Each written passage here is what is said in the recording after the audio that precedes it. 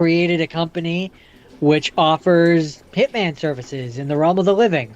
So human souls can go to them and hire them to go to the human world and kill whoever they want. Now, when you say human souls, because I have watched this show before, full disclosure. Now, but I wasn't really super. I'm not gonna lie to you. This show doesn't do it for me nearly as much as Has Been Hotel does. But so like the humans who go hire them, are they like the sinners from the where the what's her face Charlie is from? Is that the idea? Yes, that's why the their office exists on the Pride plane, the Pride ring of hell, because that's the only and so this is a thing that I've learned over my time of watching both shows is on the Pride ring is where the human souls exist.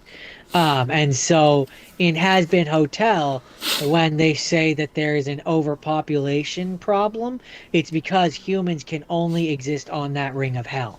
Gotcha. They can only be on that ring, and that's why the angels don't go down to the lust ring or the greed ring or any of the other rings. And basically, each of the rings of hell has the sin, which kind of is in charge of that ring of hell. So Asmodeus is in charge of the lust ring, for example. See, like and so the hierarchy. I saw that Satan shows up in like the last episode, and he's kind of badass. Yeah, Satan does, and he's not Lucifer. No, he's and not that's Lucifer. That's a thing that I appreciate. Is this is one of those versions of the story where Satan is described as someone who is different than Lucifer, and Beelzebub is also mentioned at one point. Yeah, Beelzebub is not in the context of the. He's not Satan. He often gets conflated with Satan, but it's like Beelzebub, and it's different. At least she does borrow a lot from Christian mythology. There's a lot of things in this universe that and we're going to talk more about the other side of the universe later. But there's a lot of things in this universe that I didn't realize the Goetia were based on a real thing. I thought she made those up. I wouldn't have gotten that either. And so what's interesting and is they're apparently bird-like. Like apparently that is a thing from the text about them. There's a number of things in this show where it was like I'm not super versed in all of it, but there's certain things which like piqued my brain when I heard certain words. Like in one of the episodes, one of the characters really wants to impress a character called Mammon. Yeah. Who is from that Witches movie that I just recently watched like last week. Yeah. So as soon as I heard that name, I was like, oh, and I looked it up, and Mammon is supposed to, and it fits perfectly into what his Captain character America. is You were in the like, show. I understood that reference. It ties into who his character is on the show, but he's supposed to essentially be like the spirit of greed and corruption and like wanting to be full and power and like that kind of thing. So would you say that I was thinking about this? Is this because this came first? This came well before Has Been Hotel. It is? Yeah, I'm pretty sure this came first. Because I know that Has Been long before it was an Amazon show. It was also it was YouTube a pilot. Thing. Yeah, I'm pretty sure she was making this before that, or maybe she made that pilot and then she made. All I know is this as a show came first. Interesting. Okay. So I would say that I would characterize this as its lesser known older brother. Yeah, it's the Oswald. Yeah, I would say so. Full disclosure, my friends love this show. I don't care for Brendan. Not like just sense of humor wise. Not that I don't care for him because he seems like a very nice guy, but so I hate it. But just Brendan Rogers, the guy who plays Blitzo. He was a YouTube comedian well before he started doing this. And his sense of humor, Blitzo is basically him. Basically, Blitzo is him. He's Blitzo. Okay. It's one of those situations, and so his sense of humor, and so the character of Blitzo doesn't do anything for me. You said like he does get less abrasive as that show goes on when he becomes more self-aware. Yeah. But he still is too much for me. So the way that I would, in terms of character, ironic. This is ironic because the voice actor of that character is also on this show, but and I can understand why you either like it or you don't like it. But he as a character reminds me of a more crass version of Invader Zim. Yeah, I can see Um, why you would say that. um, and so it's one of those things, or I would also compare him in a lot of ways to Rick Sanchez Yep, from Rick and I Morty, could definitely see that where comparison. where it's Definitely see like it.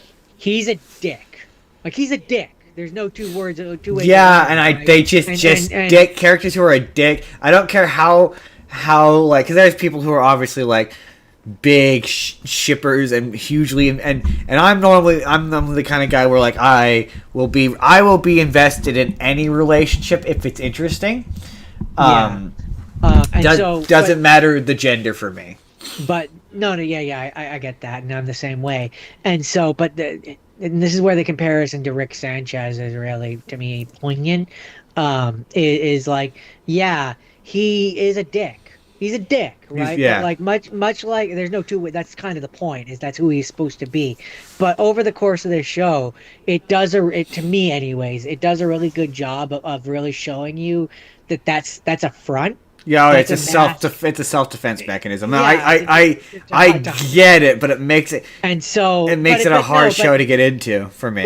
but yeah, no, but it's really kind of like how Rick starts off the same way, but like by season 7, Yeah, he softens and he's kind of more pleasant to be around. This show does that, but in like 2 seasons. yeah. But it's still unlike it just doesn't do anything for me. The one character I do like the owl, the Go Away show with Yeah, the book. yeah, I do like him, and the Prince. he has all the best songs in that show. He absolutely does. And that's one thing that it's not a complaint necessarily, but an observation with this show is it has it has a lot of songs, but it doesn't have to. No, I guess it depends on what you're looking for. Do you want longer but better songs, or you want more songs but they're shorter? That's Yeah. what you. And you got to remember Um again, this is these a lot of those episodes are like 20-minute YouTube videos, and they're concerned with YouTube retention rates. That's why they're shorter. yeah. Big Now that important being big important said, part of it. It's also that one of my being favorite said, that being Richard Horvitz characters. Does not contain, or it's a not screamy Richard Horvitz. I like a not screamy Richard Horvitz. Although yeah, I and so love Richard Horvitz.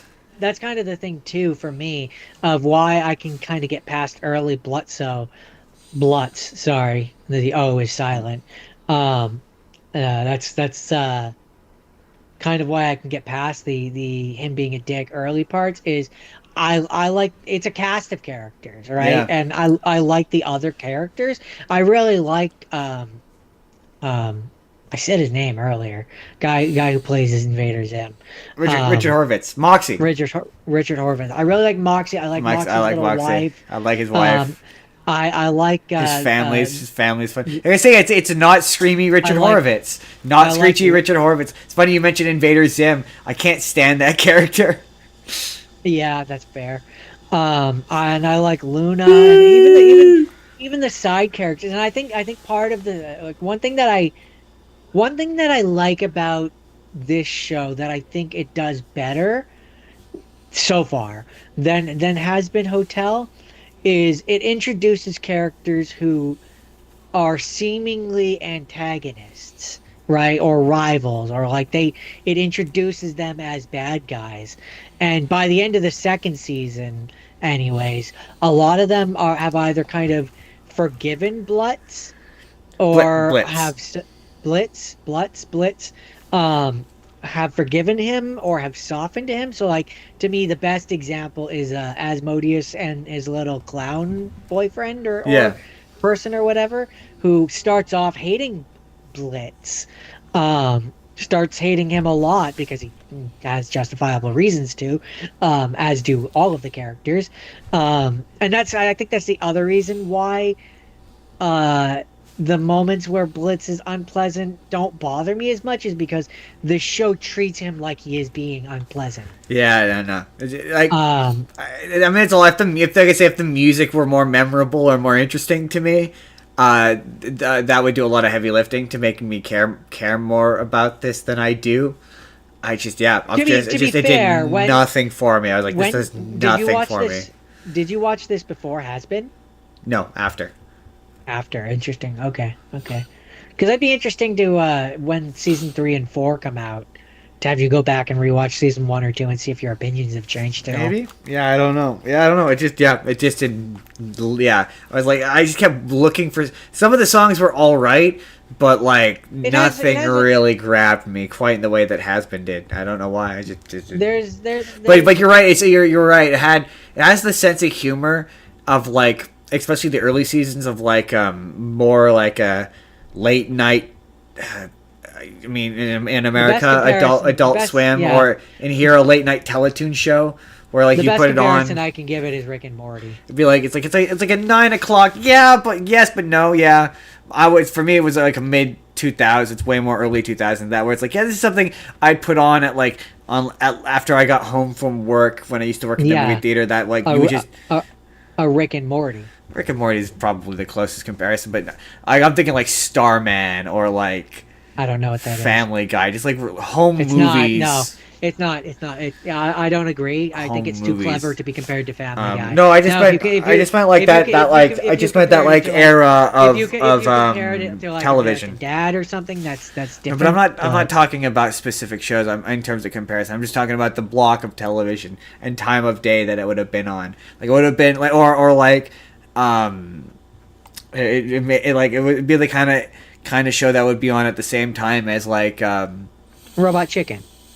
Yeah, Robot Chicken. But oh my god, what is it called?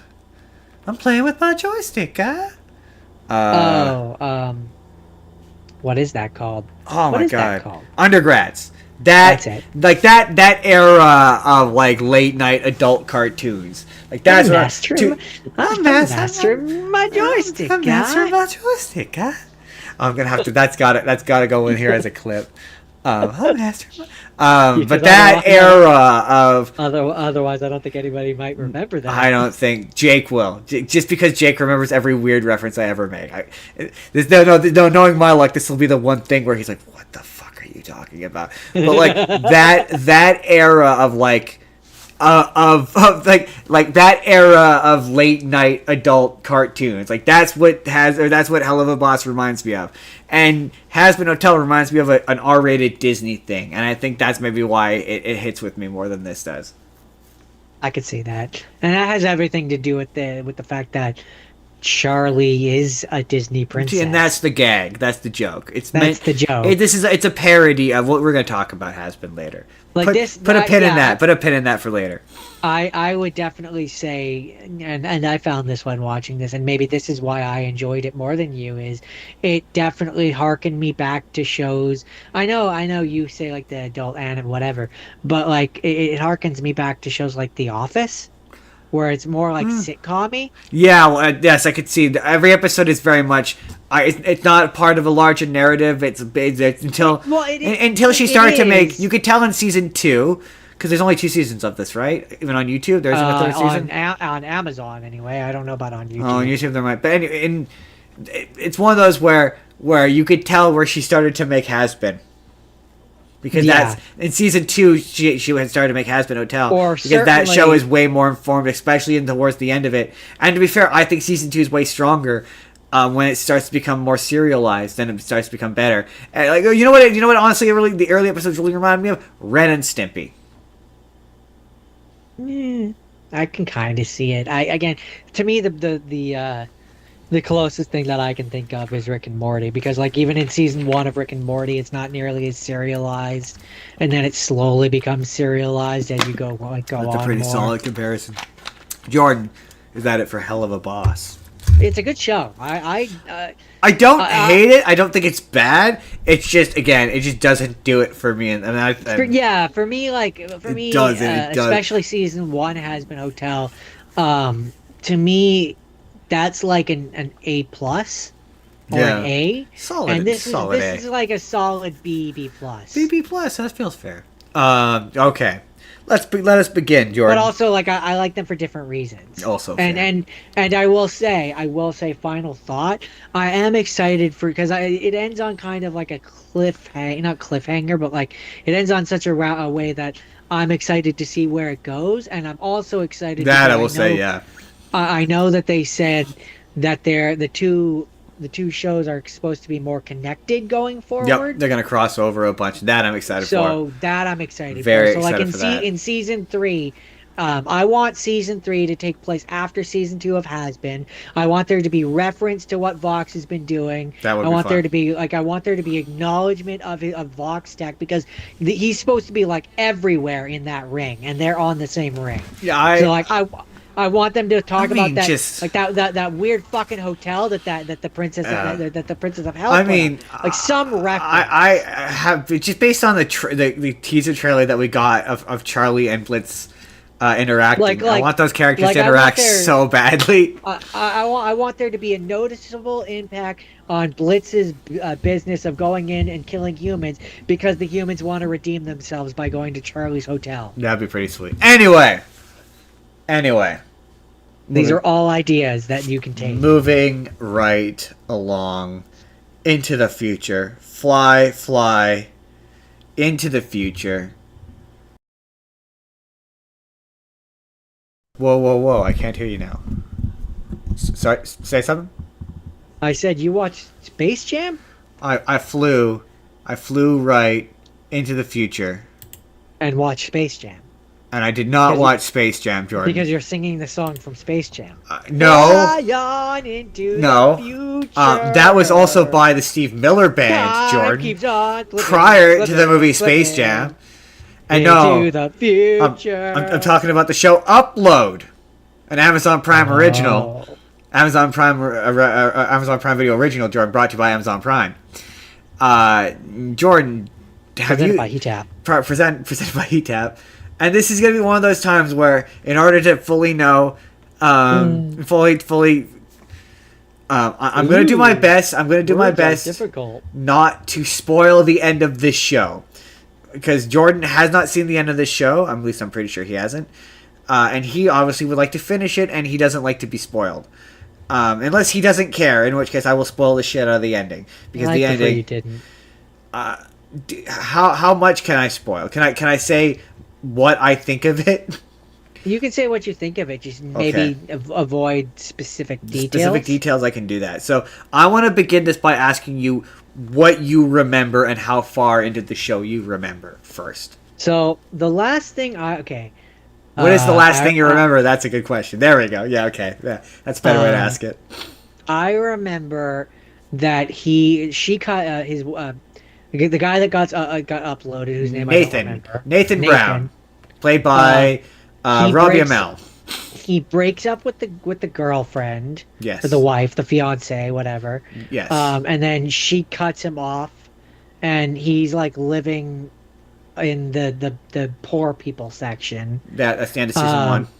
And then there's a point in which I seem to remember they're having dates on the inside or something. Yes. And she uploads herself. Okay. So it's I remember now this is gonna be one of those times where I recall watching season 2 with you. And also in the real world, I know there's a point. I remember there's a point where the real world person that he's falling in love with, his angel or whatever. Yeah. She like leaves and goes and lives in the wilderness with her dad. That's season 2.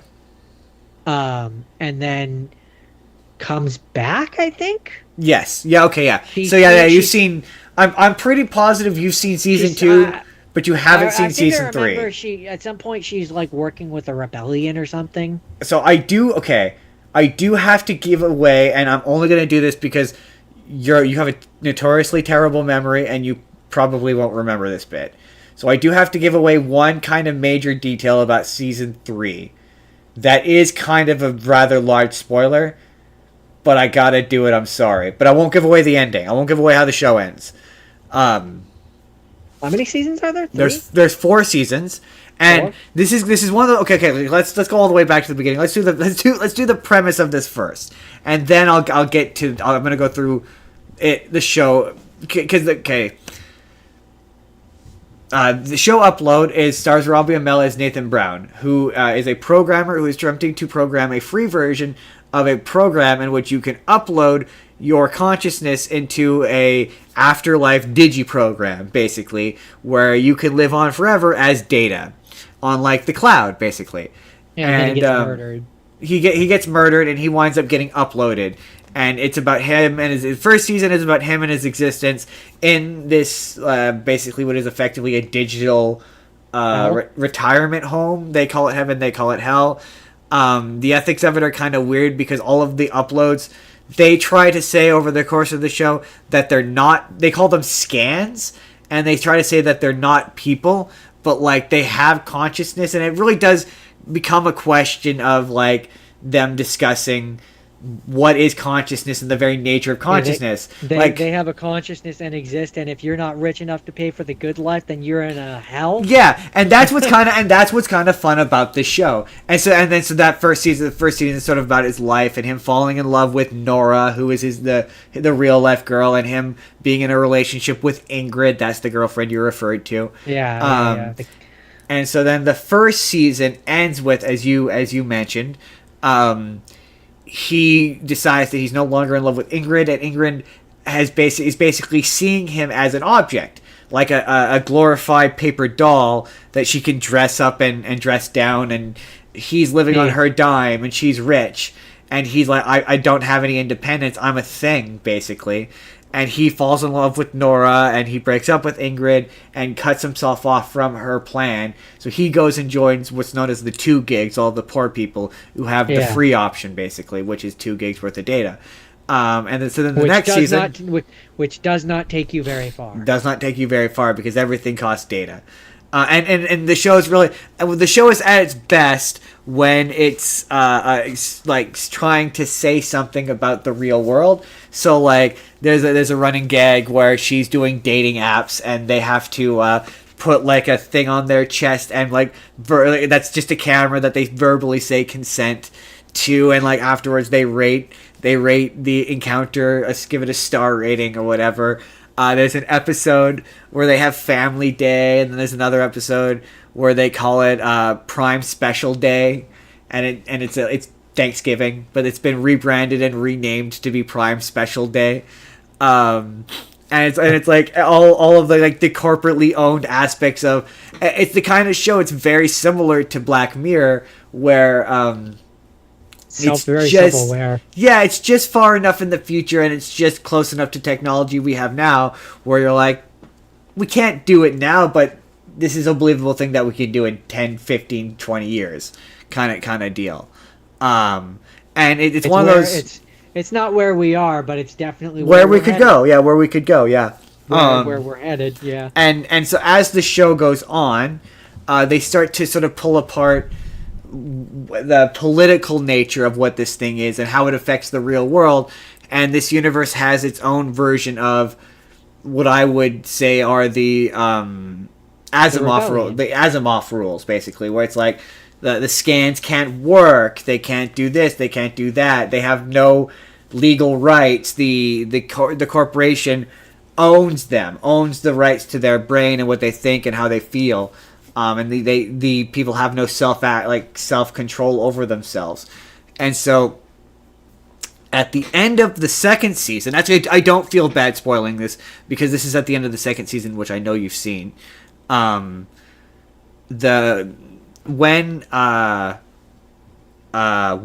Nora leaves to go join the farm, as you put it, the rebellion, which is basically they're called the Ludds, and they're a group of people who are like fanatical religious people who believe that all uploads are bad, and there's no and they're super extreme, and they want to blow up everything.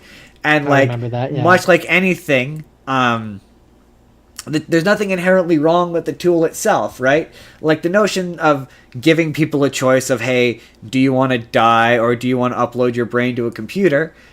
People should be allowed to have that choice. And the Ludds are wrong, in my opinion, because they want to deny the people the choice of doing it ever, right? Whereas I don't think the choice, I just don't think an evil corporation should own it, but having the ability to do it is not wrong, right? Yeah. And I don't know if you remember the bit at the beginning of the first season where, like, they blow off his head. Like, they treat uploading as a serious thing, and the corporation's intent is to try to make it be a thing that is appealing to people,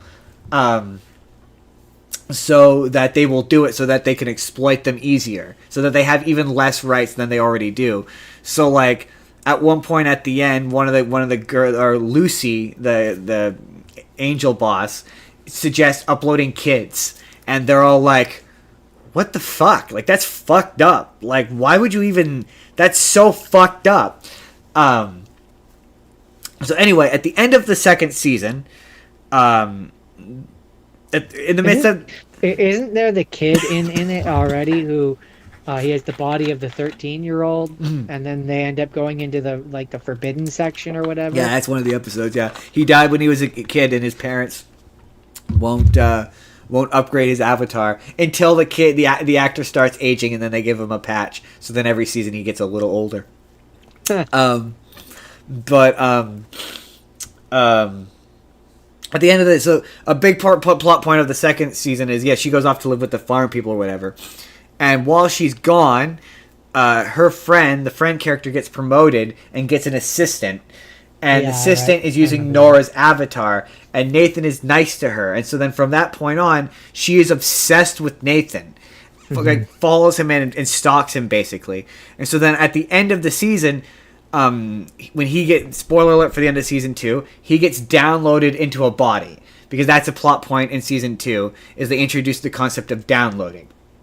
And whether or not... I remember them introducing it, but maybe I never finished Season 2, because I don't remember them downloading him. Yeah, the Ludds break in. It's all of a sudden revealed out of nowhere at the end of that season that cloning is a thing, and that Ingrid has been growing Nathan a new body the whole season. And so then they take Nathan and they download him into a body. And this is where you're right. Maybe I just didn't pay attention to the end of Season 2, because I remember the downloading bit. That I remembered. Yeah. But the bit I didn't remember was at the end of that season, Astrid, I think her name is Astrid, the girl who's obsessed with Nathan, can't find Nathan in the system because he's been downloaded into a new body. He's just disappeared. And apparently that's a thing that just regularly happens. So his coworker's like, yeah, just back up the last time you copied him. So she backs him up. And so now, Season 3... Dose Nathans. There's 2 Nathans. Interesting. Because, I definitely remember there being an episode where, and it was a big thing, is like Nathan is watching it from inside, where the old man downloads himself. Yeah, and he blows himself up, yeah. He blows his head up or whatever. Yeah. So at the end of that season, so then Season 3, now it's they're on the run of trying to get... Basically, the reason why they download his body into the body is because they need his eye scan so he can get access to... I'm not hearing you. Can you hear me? Can you hear me? I'm not hearing you. You're not hearing me. Why are you not hearing me? Try talking. Can you hear me? There we go. Now I hear you. That's weird. Just the audio just cut out, and I saw your lips were moving, but there was no sound coming through. Weird. Anyway, what was I saying? Downloaded his body. Oh yeah, so he downloads his body because they need his retina so he can gain access to... Because one of the plot points is they're introducing a free version of the uploading process for poor people. And they've opened up all these places where poor people can upload. But... there's only like one server for all of these places, and they're like, what the heck, what is happening? And so it's revealed that they want all these people to upload and then just die, so then they can blame it on the religious extremists and use it as a reason to justify some sort of legislation that basically they want to upload enough people because uploads can't vote, to change the voting demographics so that they will vote for this law that they can change so that uploads can now work and they can exploit the free labor. Basically, they're like, oh, the employees are worth nothing, but they're worth even less as people in the system. And that's the evil corporate evil plan that they go through the entire season. And so in the meantime, there is now a new Nathan who is the Nathan from the beginning of season 2 who thinks Nora has just fucked off. And he reinvests in his relationship with Ingrid. So he becomes really into Ingrid. And so at the end of season 2, the fact that she's lying about being uploaded gets revealed to Nathan because he discovers the fake body. He breaks up with her and leaves. So she decides this time to tell him right away that she's not actually downloaded, or she's not actually uploaded. And because they haven't gone through all of the character development, he forgives her instantly. And so now their relationship is completely different. And all while there's a real world version running around who gets to be with the real world the girl who he fell in love with. Yeah, so he gets both girls. So in the end. he gets both. I mean, my man is living the dream. He gets both girls. He gets both women, yeah. And I did respect it because, like, okay, the number one thing about the show I love is, like, and you'll never hear me say this, I think it's the perfect length for the most part. It's every season except for the last one is 8 episodes long, and it's the correct amount of episodes. I don't think more episodes would benefit it, and I don't think less episodes would benefit it. It's one of those rare instances where I think it's the correct amount of episodes. It never feels all that rushed. They never run to the finish line for the first 3 seasons. And so eventually they team up with this law firm, because they upload all of these people and their evil plans are revealed and whatever, and they get sued in court, and they're trying to sue.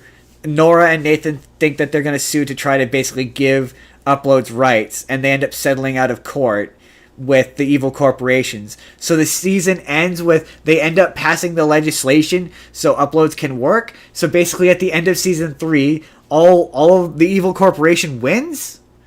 They just win. They get what they want and they win, and all of the Uploads can now work legally. And so and Nathan and the two Nathans, long story short, they end up meeting inevitably, and they love each other. They instantly fall in love because, like, how could you not love yourself? And he's still kind of the basic good version of Nathan that you had in season 2 and 3. So they instantly jive and get along with each other. And throughout the show, you've obviously got the best friend character, Luke, his neighbor or whatever. Luke is obviously like, which Nathan do I like more? I love both Nathans. And they get captured, and oh yeah, this is another thing something happens to the Nathans basically, and they both get captured, and something happens to one of them. You think that they're dead basically, and it cuts to the next season, and I've discovered, especially after this show, I hate time jumps. Like, I hate time jumps. I hate time skips. I hate them so much because now it skips to season 4, which this I won't spoil a ton of, but season 4 is bad. Like, terrible. Like, legit bad. Like, legit awful. It is 4 episodes long. 4 episodes long. Also, as an aside, so it's not really a season then. Whoever writes for IGN can't tell time, because their review said each episode was an hour long. They're wrong. All of the episodes are 30 minutes except for the last one, which is 40. And so it cuts to what is several months later, and Ingrid now is an angel working for Horizon, and she and one of the co-workers are now living with Alicia along with Nora. They're all living together in one apartment for some reason. It's never explained why. Alicia is a secret agent for reasons I won't give away, but based on a connection to a character who it just turned out was an FBI agent, but there's no development given to it. They just kind of say it basically Alicia winds up in a relationship with one of the CEOs of Horizon, who is evil. Like, she's evil and an awful bitch. And it cuts to the next season, and it turns out that she went to jail, and she was working for that universe's version of the FBI, basically, randomly. And so then she ends up working for them the whole season, and by the end of the season can just do kung fu for some reason. Wait, you're telling me you can't do kung fu? And so then it cuts to several months later. It turns out that one of the Nathans gets captured by the bad guys, and the bad guy is torturing him for like months. And then one of the bad guys, after watching his memories, just kind of inexplicably lets him go for like no reason. And because there's only 4 episodes in the season, it has to speed run through a lot of conflict and resolution very fast. So the bad guys just never do anything about it. Like, they don't chase after him. There's no repercussions for it. Nothing.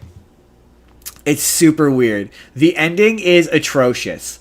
It is genuinely really bad. I really kind of want you to watch the season so you can agree with me that it's really bad. The twins texted me and said that I had to watch it because it was really bad, and then that's kind of why we did this episode.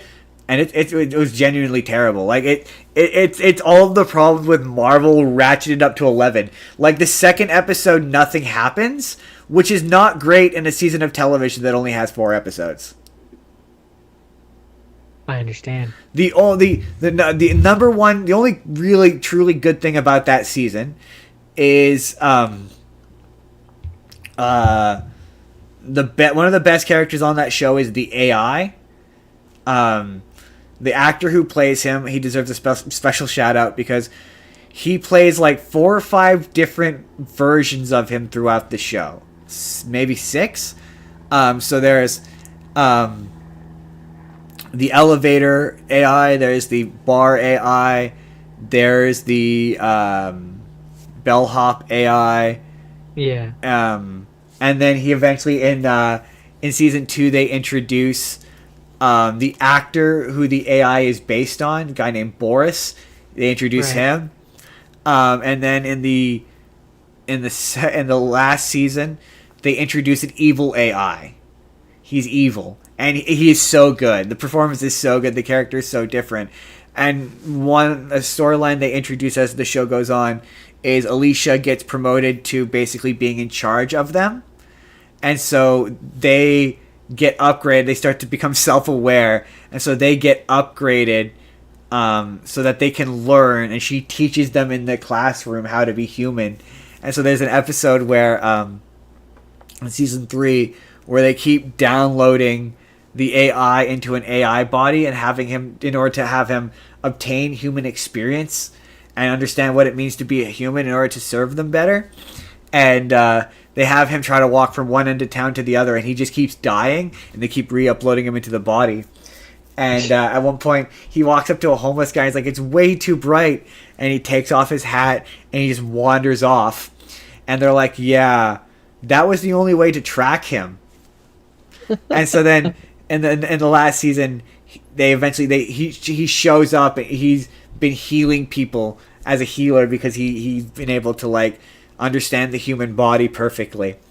And yeah, I won't spoil how it ends with him, but his performance as the evil AI is genuinely very good, and it's the best part of the season. But all of the stuff involving Nora and Nathan, it's not going to give it away for you, but it is bad. Maybe we'll come back here again and we'll talk about it again when Jordan watches season 4 and 3 of Upload as well. Maybe we'll come back to it. Anyway, that was Upload. Upload is a good show that fumbles the ball really badly. Fumbles the end. It fumbles the end badly. That's Upload. Moving right along. So, speaking of a world in which people use technology unethically to control other people, I watched a movie called Gamer. Yes. Jerry 2009. Jerry the Jer Butler. It's Gerard Justin. It's what it said. Jerry the Gerard Butler. And Terry Crews is also in it. And the Terry Crews. And other characters like Ludacris. And other characters such as Ludacris. So yeah. In this world, in this world, humans have decided that video games aren't enough and they have to control real world people. And so there's this entire thing, I don't know what you want to call it, job market, simulation, virtual community, life simulation. Anyway, it's called society. And so I blame society. the criminals that are in this world are brought into society, and then people can control them using their video game stuff, and basically play like a first per like a not first person, but like a third person game where they are controlling the criminals to kill all the other criminals, and it's just very unethical. And then there's the social aspect of it where, and it's really creepy, and they keep cutting back to it, and it's this big fat guy. Oh yeah, doesn't he control like one of the girls? It's really gross. He controls the dude's wife. Yeah. And it's really gross, and he's really gross, and it just made me uncomfortable the entire time. I remember he's like sweaty and He's like sweaty fat. and and gross, and just I remember that. and so like This is from that period of the movie theater when I used to watch everything. Like he'll say a line which is flirty towards a guy, and then it'll cut to her saying it, but you know that it's him saying it. And it's like, this is weird. It's a weird movie. This is icky and gross, and I don't like it. I don't like it. It's just got so many ethical questions. He's like, I don't. And then you find out that the bad guy, the reason why Gerard Butler's character is even in there is because he found out a secret that he was never supposed to know about, and he the CEO of the company that put out the game used him to murder the other person who tested the software, and so he's in jail and yada yada yada, and it's a fine movie. I seem to recall it not being violent enough to be interesting. Like it's like being one of those movies where it's satire, and what it had to say was not interesting enough to be like a dramatic movie, but it wasn't violent enough, or graphically violent or cartoonishly violent enough to be memorable. That's the two things I remember about that movie. It just so like this is a real nothing of a movie. It was a real Gerard Butler movie. Yeah, 2010 Gerard Butler movie. Forgettable. Super forgettable. I guess really, if I had to describe it in one word, I couldn't. But if I had to describe if I had to describe it in a series of words, I would say it's just an episode of Black Mirror. Yeah, that's fair. Just an extended episode of Black Mirror. That is fair. I mean, hey, that's what Upload was. 4 seasons of an extended episode of Black Mirror. And even then, it's really not that extended because it's only 95 minutes, which is, I mean, Black Mirror is basically the length of a movie. Pretty much, yeah. I mean, it's almost like an hour. It's really not that. I mean, there's some episodes of Black Mirror that are, in fact, an hour and a half, so, you know. Yeah, so it's really just an episode of Black Mirror with Gerard Butler and Terry Crews and other people. With Jerry Butler and Terrence Crews. But yeah, that's Gamer. All right. Okay. So my next thing, rapid fire, whatever, is comedy. Rapid fire. Now I was trying to aim to get as many Amazon Prime originals as I could, as I said last week. So this is an Amazon original comedy, called Ricky Stenicki. It's called Ricky Stenicki. Stars Zac Efron, post Iron Claw with his deflated face. Andrew Stanton. I don't know who plays the black guy. And most importantly, John Cena! I don't know. No. You couldn't have watched a movie that had John Cena in it because you can't see this. This movie's actually honestly pretty great. I'm not gonna lie to you, it's honestly really funny. I've seen it before.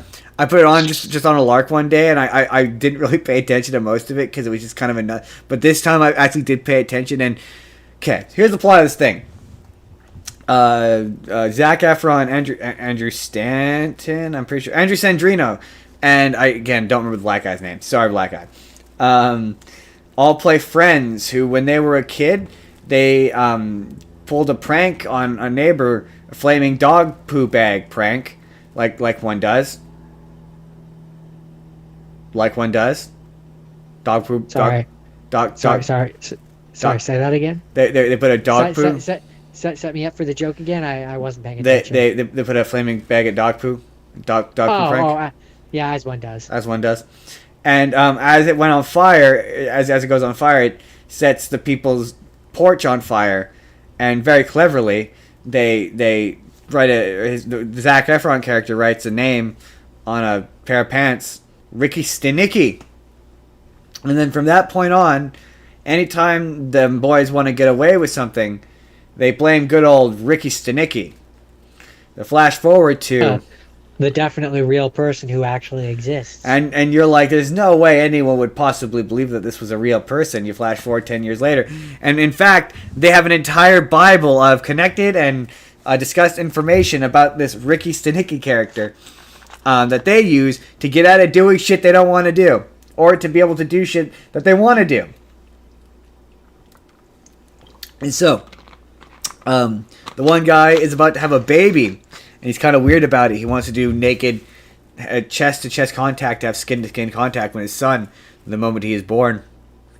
And they want to go to a concert on the weekend of his wife's wedding shower. Baby shower.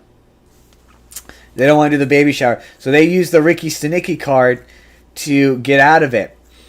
And they go to this concert, which is one of those times where it's like, I don't recognize the name of this guy, but the movie pretends I should. And mid-concert, mid-party, they're at the casino, and they run into a guy by the name of Rock Hard Rod, who played by John Cena. Who? That's awful. That's so bad. They should feel bad about themselves. Rock Hard Rod, Jordan, performs a set of cover songs all about the beautiful and delicate art of jerking off. As one does. And so, whilst partying in Atlantic City, they get called back to back home because the one guy's wife is about to give birth to his baby, and he's about to miss the birth of his son, which he ultimately does. And they're all pissed off because the whole inciting reason that they tell their family and friends that they're going to Atlantic City is because Ricky Stenicki has gotten cancer again, and so they're there to visit Ricky Stenicki, who has cancer. And so they tell them that it was all a lie actually, and that Ricky Stenicki just invited them there to celebrate his remission. And they're all like, well, why doesn't Ricky Stenicki stay an extra day and come to my son's bris? And oh no, big problem. Ricky Stenicki is not real. And so the black guy, he's about to be like confess, and Zac Efron's like, no, we'll make Ricky Stenicki appear. And so then they go back to Atlantic City and they get John Cena, Rock Hard Rod, to pretend to be Ricky Stenicki. And that's the plot of the movie. And I'm going to be honest with you, Jordan. He had a lot of production value in the covers of singing about jerking off. I mean, some of the covers were clever. There was real production value. He had costumes. They were decent. He does an impression early on in the movie. It's a decent impression. I'm just saying he could have half-assed it. And also there was an audience. He had an audience of at least 20 to 30, maybe 40 people. So I'm just saying people showed up for this performance. Is what I'm saying. I've seen cover songs about the delicate and beautiful art of jerking off. I don't know how to respond to that. I'm not qualified to be taking part in this discussion. It's honestly it's honestly pretty good movie. It's pretty funny. John Cena is slowly sink off. Oh, he's gone. He's gone. Everybody, he's gone. He's gone. You can't make the effect consistent enough, so he keeps popping back in. But we'll Jordan, come back now. Jordan, tell me what you think about what you thought, what you just heard. Provide input. I'm not input. I'm not qualified to discuss this subject. Jordan, come back. Jordan, come back. Input. I'm not qualified to talk about John's ability to sing about masturbating. Masturbating. Jordan, no, he sings covers. So at one point, At one point, he sings a song about Devo called "You Must." I think it's you must jerk it or you must. My ding-a-ling, my ding-a-ling. I Like want you to like play. I'm just saying My that ding-a-ling. you're like oh there's honestly more effort being put into these covers and no there's one point where he show You're really obsessed with that one scene. because it's really funny. There's when he initially shows up, he's got the twitches, because he's given up drinking cold turkey, because Ricky Stenicki's in the program.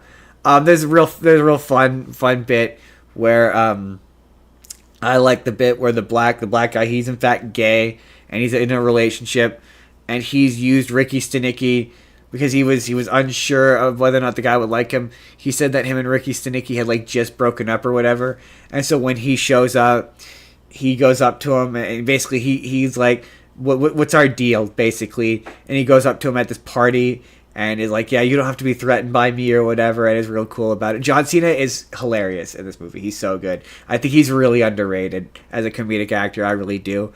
I think he's very funny. They're all very funny. William H. Macy is in it as his boss. Obviously, they eventually figure out that he's not Ricky Stenicki, and the resolution is very sweet. I wouldn't go as far as to say it's touching, but it's very sweet. It's a harmless comedy. It's one of those comedies that these comedies are a shame because they're real good. Like, you put them in theaters and they wouldn't make a ton of money, but they didn't cost a ton of money to make kind of comedies like 2010 comedies. You know what I mean? Like a Wedding Crashers or whatever, where it's funny. It's a funny movie, but harmless. It's not really doing anything big. So as you're describing it, it's interesting that you said Wedding Crashers, because when you describe it, the first movie that comes to mind for me is Grown Ups. Yeah, similar. Yeah, that kind of tone. Yeah. But I suppose the ultimate question, Justin, is, was this Prime? It was Prime. It was brought to you by Amazon Prime. No. Not was it brought to you by? Was it Prime? It was Prime, as well as it was sponsored by Amazon Prime. Well, that's just Prime. It's just sponsored by Amazon Prime. Brought to you by HeatTap. Brought to you by Amazon Prime. Joe, that's it. That's Ricky Stenicki. Ricky Stenicki, the man with no hickey. Okay, my next one is Dredd, which is significantly better than the Judge Dredd that was played by Sylvester Stallone. It is significantly better than the Judge Dredd played by Sylvester Stallone. There's some real lower jaw acting happening from Carl Urban in this movie. He is genuinely really good. This movie's really good. It's genuinely really good. There's some real great slow motion effects. The action's tight. I think what makes it fairly underrated movie. Really successful as opposed to the other one is it's really simple. Oh, it's so simple. It feels like it would just be like a single issue of a comic book. Absolutely. Where they go in, the one trainee that's with him is on their review, and they're taking down a gang. Right. That's the meat and potatoes of what happens here. Any other details are superfluous. Mm-hmm. And it's supposedly supposed to be a prequel, before all the, because Judge Dredd comics are famously very weird. This is supposedly before all the weird stuff. Interesting. All I know is that they wanted to do a sequel that had the weird stuff. We'll do the weird stuff. All I know is that I had a good time with it. Because Carl Urban is another one of those actors that he's never bad in anything. Huh, interesting. Apparently in 2025 it was reported that a new Judge Dredd film was in development. It's set to be directed by Taika Waititi. Oh yeah, I heard about this because I was like, what? With a script by Drew Pierce. Yeah, at one point they were going to do a show based on this version of the universe, and Carl Urban was maybe going to be in it, maybe not be in it. He always says that he will come back and do another Judge Dredd because he loves this movie, and he should because this movie's really good. Apparently, at one point he had plans for a trilogy of films. This movie is really The second film cool. would have focused on the origins of Dredd and Mega City 1, and the third would introduce Dredd's nemesis, the undead Judge Death, and his dark judges. Interesting. Which Very would have been interesting. Here's interesting. a fun question before we move on from this. Do you think if you had it your way or the highway, um, do you think it would be better if they made the attempt to make another reboot of the Judge Dredd movies, or do you think that Dredd is an example of a property which would work better as a show? Depends on the show. An animated show, yeah. I mean, if it's an animated show, yeah, I think it'd be a better animated show because then you can be You, really, really super violent. Be fun. you don't think they could do an episodic each one follows Uh, an I, adventure of Judge Dredd in I, live action? I don't. I think it probably would be too expensive. That's always the thing. Otherwise, I maybe mean, solid maybe. I don't know. Yeah, I don't know. I think with shows like Stranger Things that are basically movies anyway, we've proven that you can have a seasons of television which is filled with just 8 movies. I know, but they're never good. Yeah, I don't know. An animated one would be interesting. That would be I'm not interesting. sh- I'm not shooting down that idea. I could get behind that. But that's Dread. It's Oh, enjoyable. all It's right. definitely the best Dread The movie that I've ever seen. I mean that is true. Of the two Dread movies, it's definitely the superior one. I hear like an airplane That's because there's an airplane. on your end. That's because there's an airplane outside. Airplane. Jordan, Problem of living so near to an airport. my next movie. This next movie, honestly, it was so weird. Like for a lot of it really reminded me of the movie Central Intelligence with The Rock, and which I don't think you've seen, so that probably reference probably meant nothing. But basically, Playdate is Tyler Richardson and Kevin James, and Kevin James is a stepdad to a young boy and newly married to this woman, and he is insecure about his relationship with his son. He is a forensic accountant, and he gets fired. And they mention the fact that he's a forensic accountant multiple times. It never really comes up in the movie as a thing that's really all that important, but they mention it multiple times. I thought it was going to play into the plot in some fashion. It doesn't.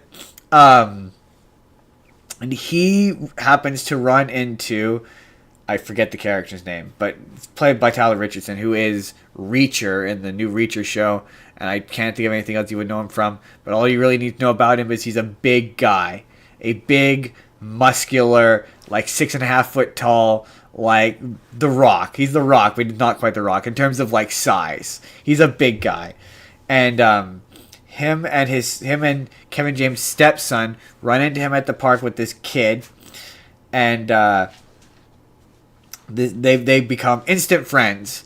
They're getting along, and the kids want to hang out, and Kevin James is like, I don't know, and they end up going to um, Tyler Richardson's place. Blah blah blah. Long story short, they wind up at an arcade or whatever, and the kid says that the entire time you think that he and the kid are father son, and the kid's like, no, he's not my dad. I've never met him before in my life. He just took me. And Kevin James is immediately like, wow, that's a major red flag. We should probably leave. And so then he tries to leave, and the lady at this Chuck E. Cheese knockoff is like, yeah, you can't just leave. You don't have the correct, because I guess in order to prevent adults from taking kids, they have a system where you have to have the same wristband as the adult you are with, which like just makes sense to me. And so he tries to take this kid with him, and she's like, you don't have the same colored wristband. And he's like, no, you don't understand. I need to take this kid. And he's like, Okay. I recognize how that sounds bad, but you just need to trust me. So anyway, I'm going to spoil the shit out of this movie. It turns out, Jordan, that this kid that they're hanging out with the whole time is a clone. and he's a clone of the main guy. Well, initially they take him to like a doctor or whatever, and he gets tested, and they take him to his estranged father, played by Stephen Root, who is phenomenal in this movie, by the way, super good. And he's got a picture of him as a kid, and he's like, "Wow, he looks just like you."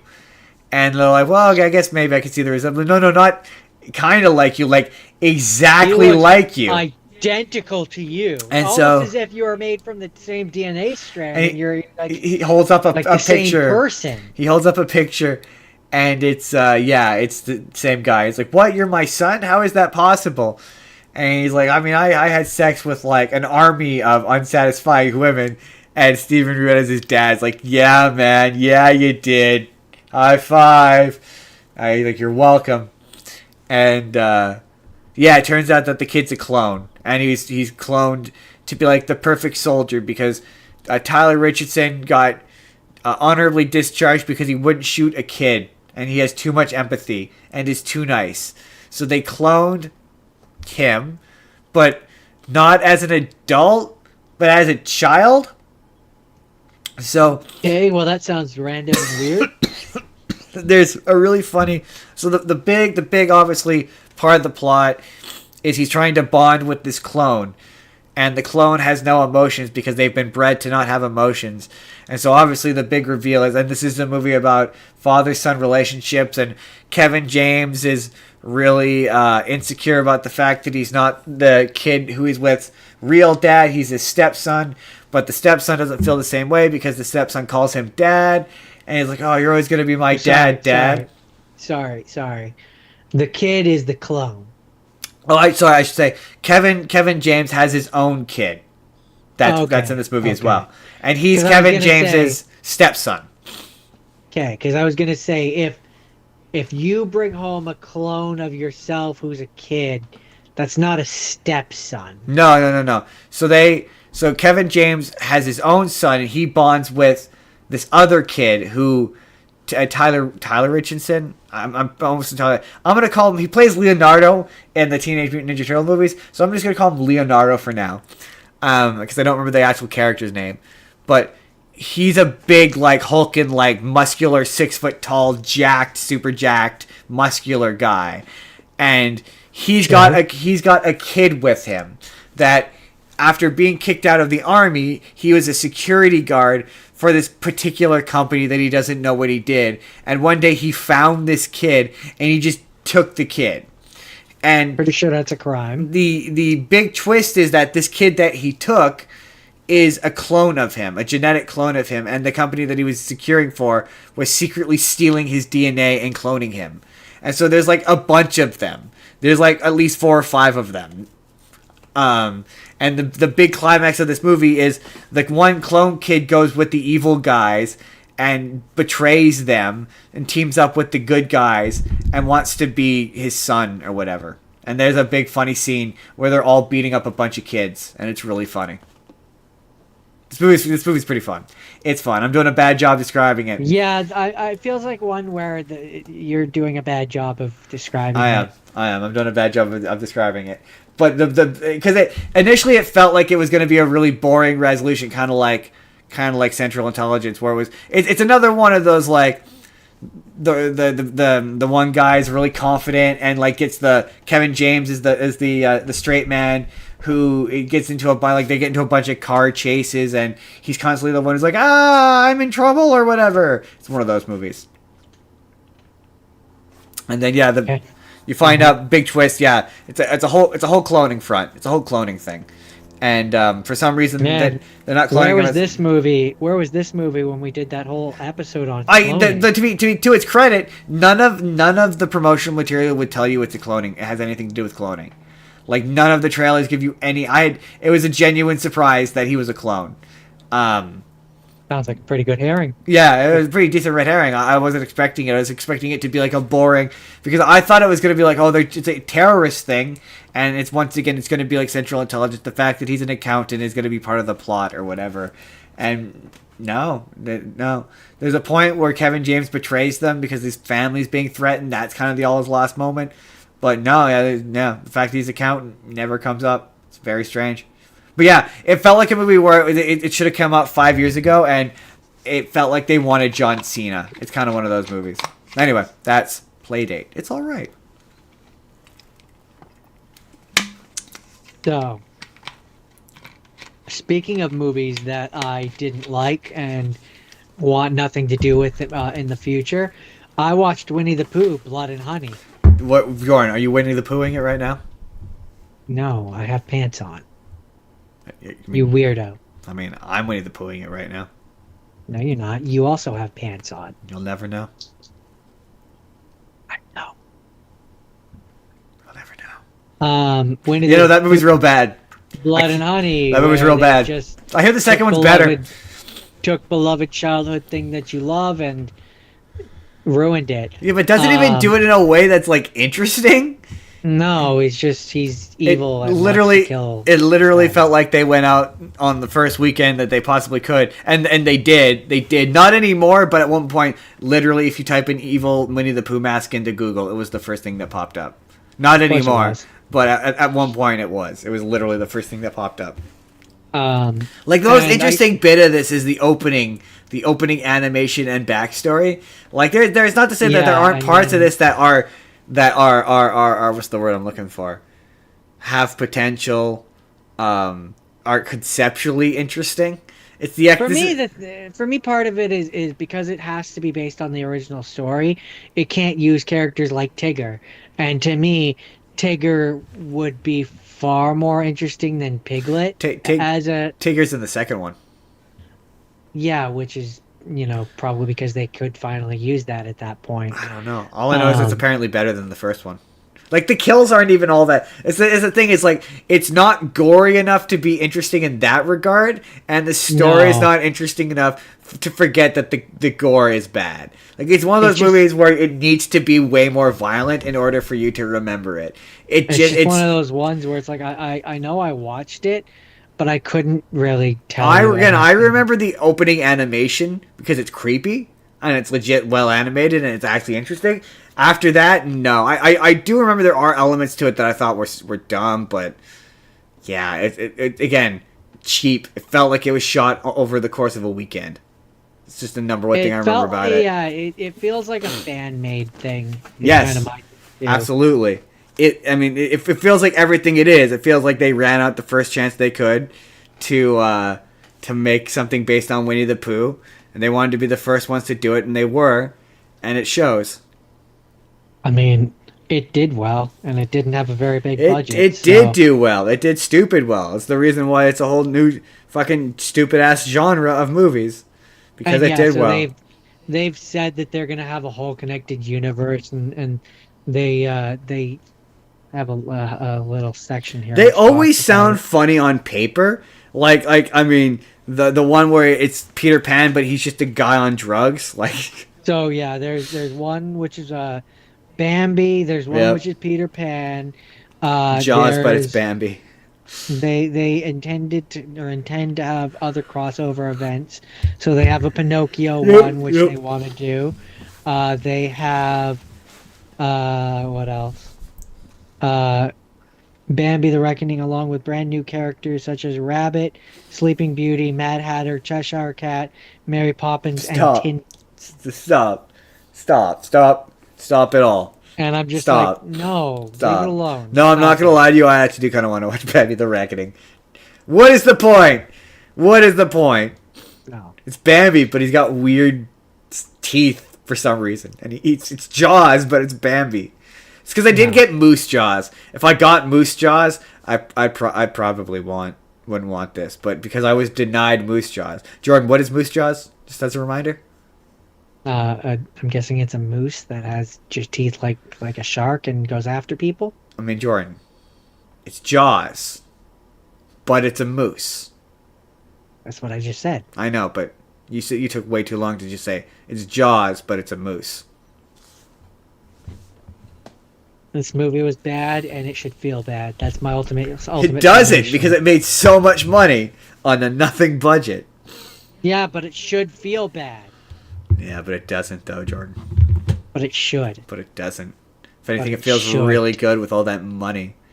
So they had money fights. They all got dressed in the costume and they went, ooh, money fight, as they just threw money at each other. The thing that's annoying is like you can never have the good version of these because they have to stick to the parts that are fair use. So they can't use any of the things that, like, any content. No, you're never gonna see Gopher. That would make these interesting. So like, I'd love to see a movie where Oswald is bitter and he goes and tries to murder, like goes to Disneyland and tries to go on a murder spree that or would something. never happen. But you're never gonna get that because you can never get that Disney would never, ever. unless Disney one day decides they want to be cool. Speaking of, so it's funny. It's a funny thing. So Jordan, is that it? That's it. Jordan, I have to tell you that the guy who directed the next 2 movies I'm about to watch, you're gonna be like, that's a very Disney sounding name. These movies were weird. Okay, hold on. I just want to make sure I get this right. Yeah, okay, yeah. So, my next movie is a movie called The Monkey. Stop the Monkey. Directed by Osgood Perkins. I don't know who that is. Osgood Perkins. No, you wouldn't. But I just thought that was a very Disney name. Osgood Perkins. The Monkey, Jordan, is about an evil clapping monkey. You know, like you know, in Toy Story 3. What about it? You know the scene where there's the monkey? Yeah, Yeah, that kind of monkey. And it is an evil monkey. And every time you wind it, of course it is. Have you ever seen one of those things? They're fucking evil. This one is particularly evil. So it starts off. Adam Scott is a traveling salesman, estranged father, and he is trying to sell this monkey because if you turn the key, the monkey will play its little drums and clap its cymbals, and when it drops its drum, it kills a random person. Oh. Randomly, graphically, and very violently. It's not random, Justin. It knows what it's doing. It's going after specific people. Well, that's kind of the thing. So, it does not care who it kills. It has no motivations. It will kill whoever it wants. It does not kill who you want it to kill, and it will kill anybody and everybody. It cares, Justin. It's going for you first. The only rule is whoever turns the key doesn't get killed. That's the only rule.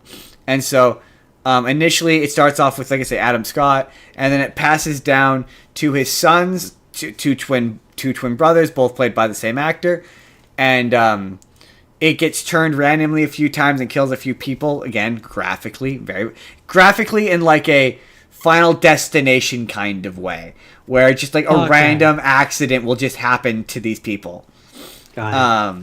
But like graphic on the level of like bloody and early days slasher film, or are we talking like a Terrifier? A little bit of, somewhere in the middle. So like a 2010 level one. Yeah, I'd say so. Like nothing overly prolonged, but definitely bloody. So like a Piranha 3D. Yeah, kind of, that kind of era of like cartoonish is how I would put it. It's definitely played more for laughs than it is for but it's still gross.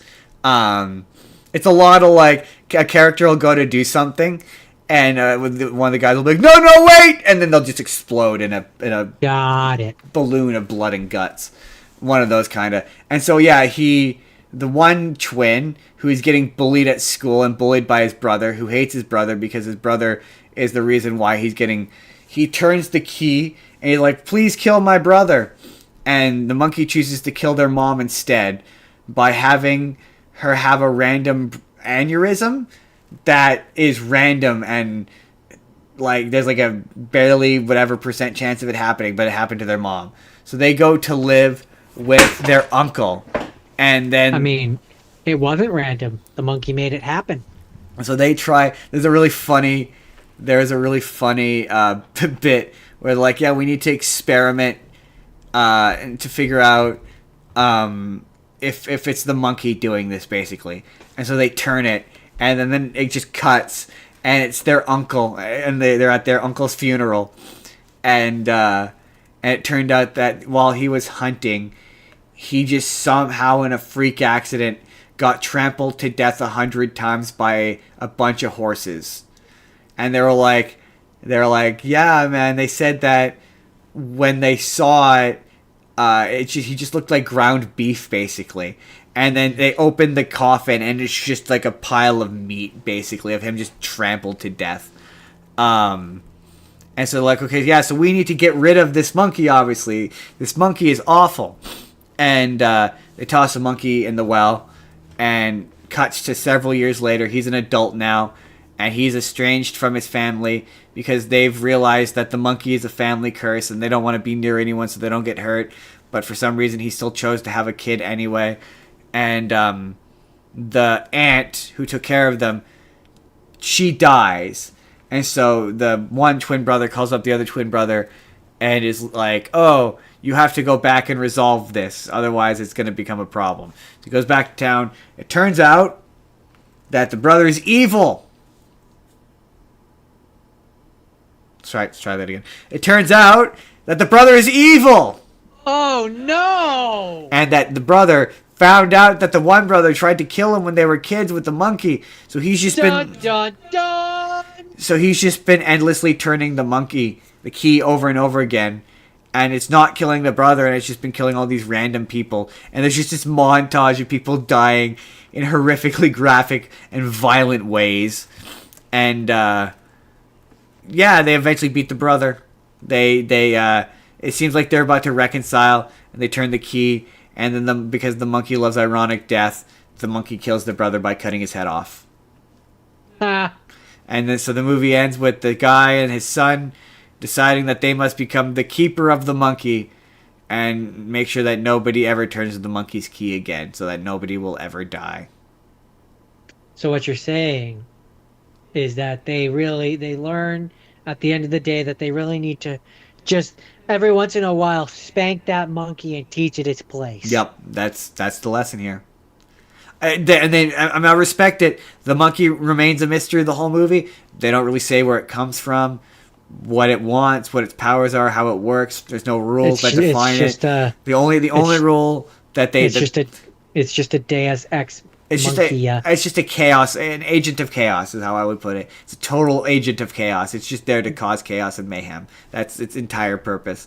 Deus Ex Monkia. Deus Ex Monkia. Simiana.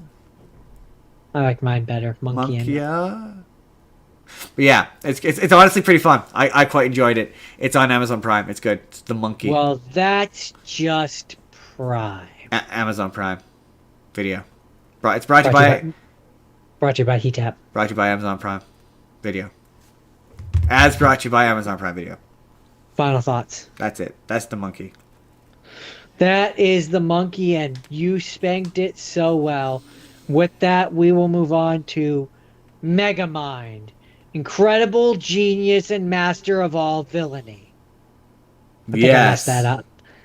I'm pretty sure I messed that up somehow, but I love this movie. I could watch this movie hundreds of times, and I still love this movie. It does all the things that I want. It's making fun of tropes from superhero movies. It's got Will Ferrell's dry, like snarky humor in the best way, where it's not over the top. And I love how he's Titan, as he's not Titan but Tighten. That's funny. Oh no! The funny thing is that that's funny. And this is a joke that I never got until I read it in subtitles. Is when he's training him as a hero, and he's the good guy. It's Titan, Titan. And then when he becomes the villain, Hal changes it, and it becomes Titan, Tight. Oh, that is funny. That is funny. And it's a joke. It's because it's a joke that I never got until I read it in the subtitles. That's funny. I mean, yeah, there's a lot of I love you, Where he's like, it's Metro not, Man, it's not, and I love you, random citizen. yeah. It's not a Metro Man or da da da da. It's Titan.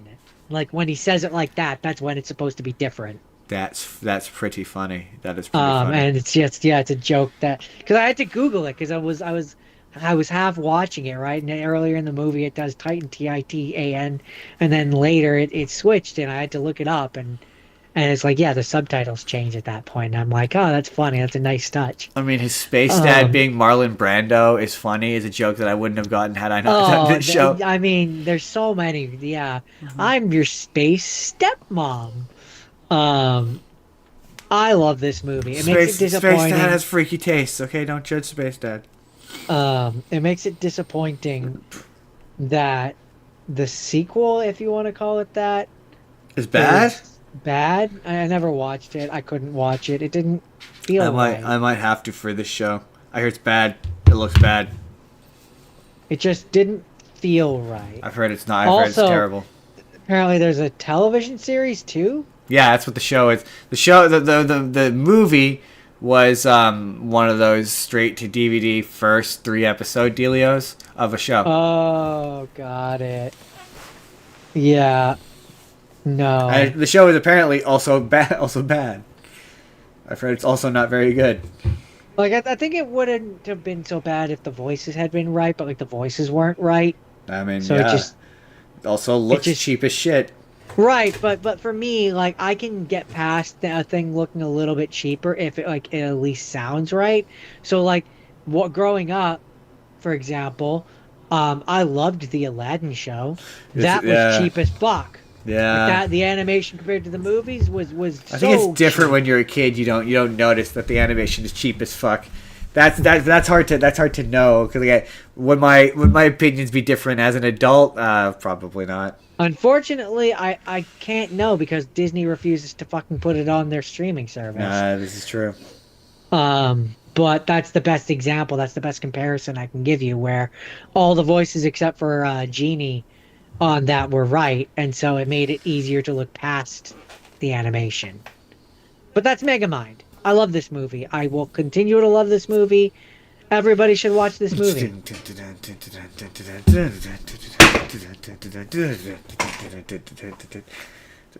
That's not working. Anyway, my next one. And also, that's my last rapid fire. My final countdown. 67. 69. 66. 67. 60. Is okay. It's a funny story.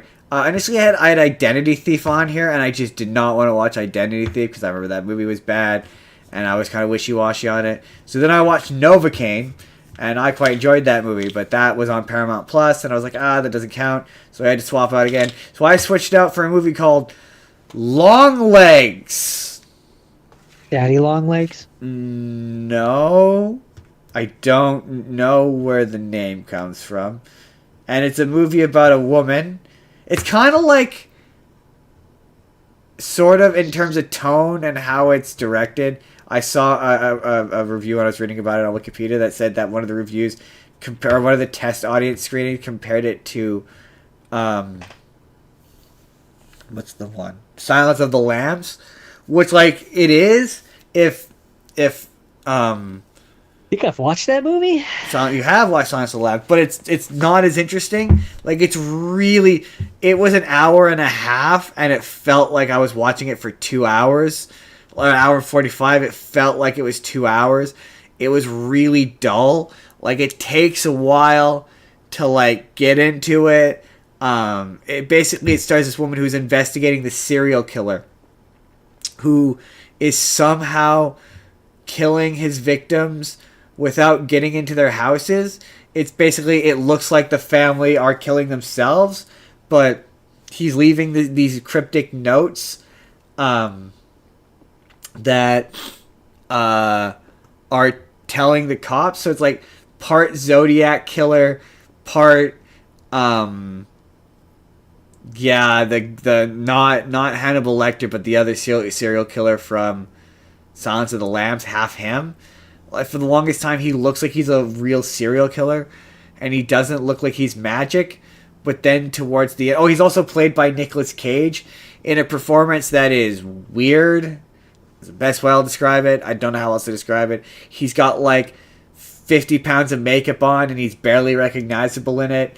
But he's kind of... There's a lot of scenes of him just doing Nicolas Cage screams. You remember the bit in Kick-Ass where he gets set on fire and he starts screaming? Need to get the vertigo.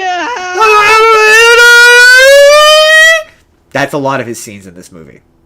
Sounds unpleasant. Just him saying shit while screaming randomly. It's very weird.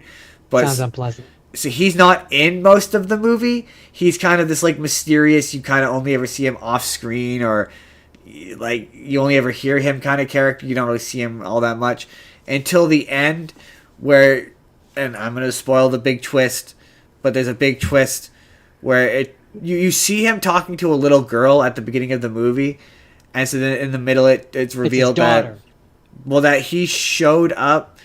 That the little girl at the beginning of the movie was the main detective girl that we've been following the whole movie, and he showed up at her birthday party, her like 8th birthday party, and in order to prevent him from killing her, her mom devoted herself to him. And so because the entire movie they're like, he can't do this by himself, he has to have a secret accomplice. And so then it turns out, big twist, her mom is his secret accomplice. And how he kills people is he's magic, and he's got some sort of pact with the devil, and the mom shows up as a nun, in disguise as a nun, and drops off an evil magic doll that brainwashes the dads in these families to kill their families. I see. So she gives him Chucky? Yeah, but except for instead of having another guy, it has his soul in it. So it's like he's killing them as the doll. It's confusing. It's a confusing movie. Yeah, that sounds confusing. I'm having a hard time with that. And then it gets to the end, and the mom, even though he's already dead, because he kills himself in front of the cops, drops off. The whole movie, she's investigating him with she's got a partner, and the doll gets dropped off. Like a partner, like a dating partner, like a partner, FBI partner. She's FBI. Okay. She's like an FBI partner. All right. So the mom, as the nun, drops off this doll at her partner's place, and it like takes control of him, and she's like the mom, his wife is cutting this birthday cake or whatever, and she's like cut the cake with the knife, and he's like, yo, he's lying. He starts yelling at her, and she's like, can I talk to you into the kitchen about this knife thing? And he's like, yeah, it's fine. And they start to get up, and she's like, yeah, you'll be right. We'll be right back. We're just gonna go talk in the kitchen. And he just goes, you won't be, but I will be. I'll be back. You won't be. We both know that you won't be. Ominous. And they go into the kitchen, and you just hear sloshing, stabbing sounds as he stabs her to death. And yeah, and then the detective ends up shooting him and her mom, because she's like, the mom's like, I'm never gonna stop doing this for as long as both of us are alive. I'll just keep doing this endlessly. So she ends up shooting her own mom in the head.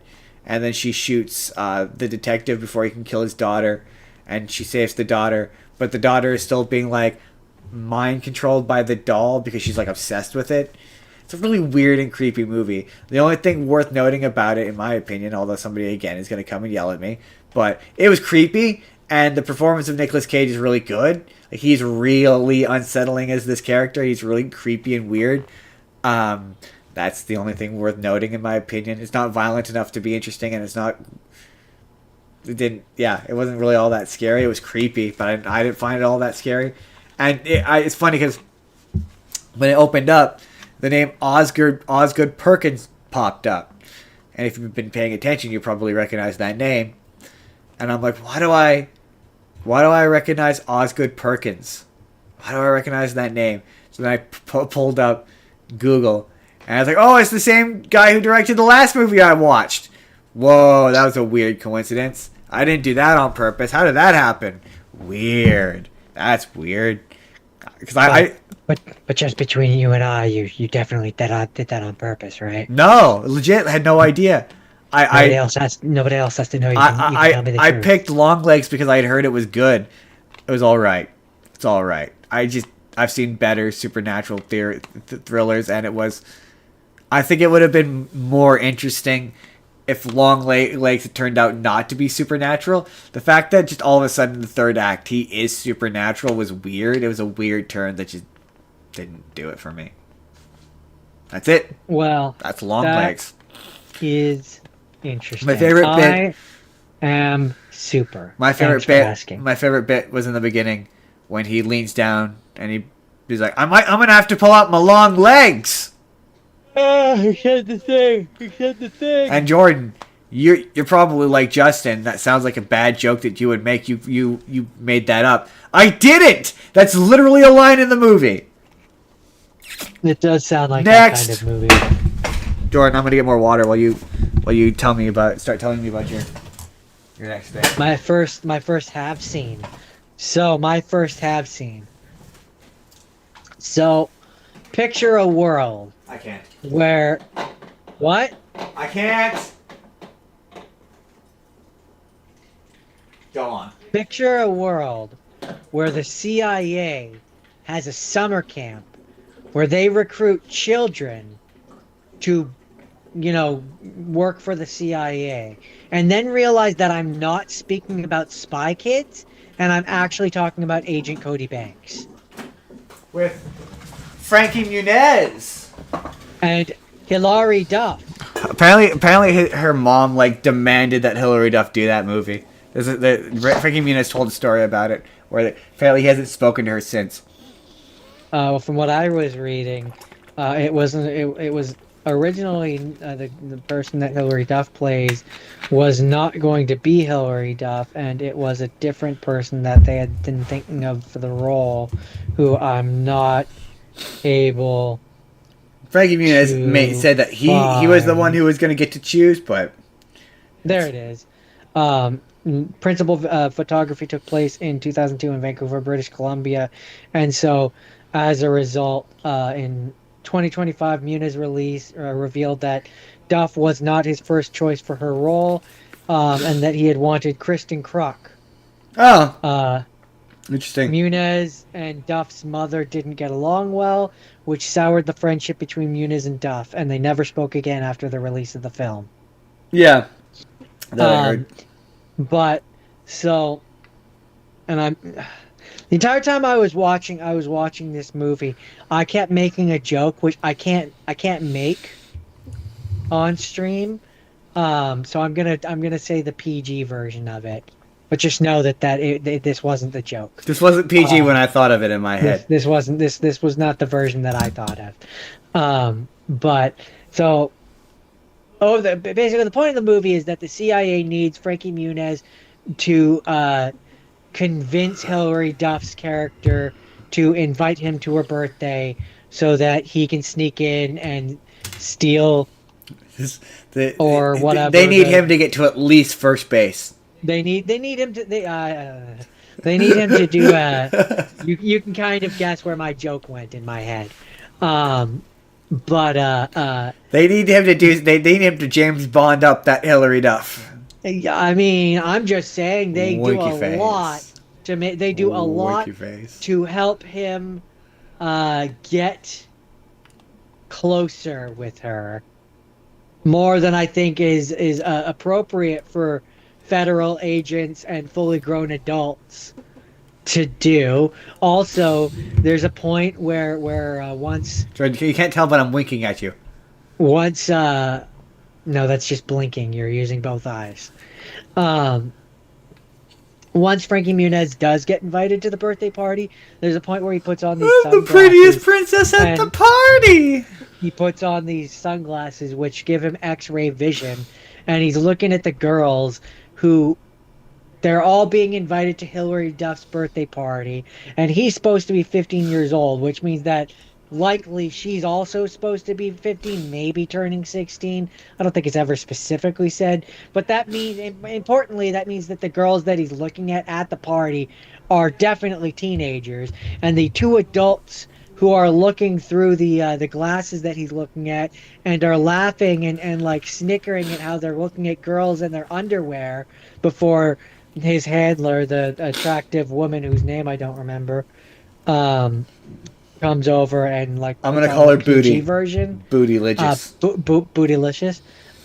But before she comes over and censors it, they're like giggling at the fact that they're looking at girls in their underwear, and I'm like, that's creepy. You guys are adults, and those are teenagers.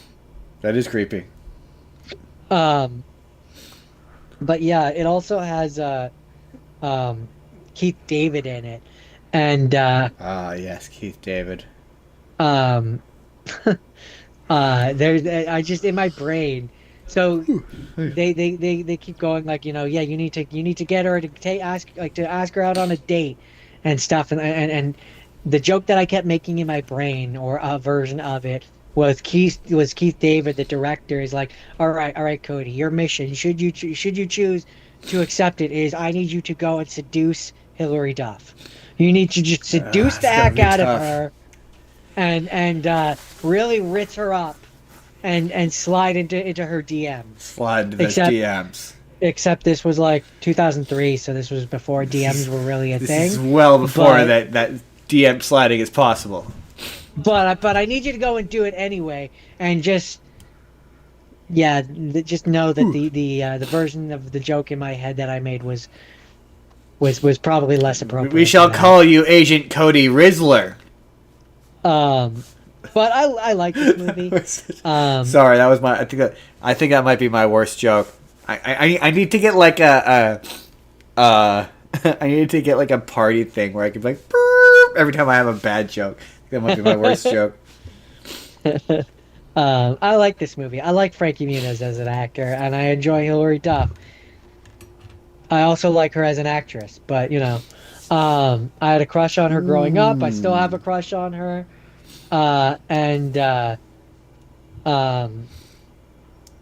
this was fun.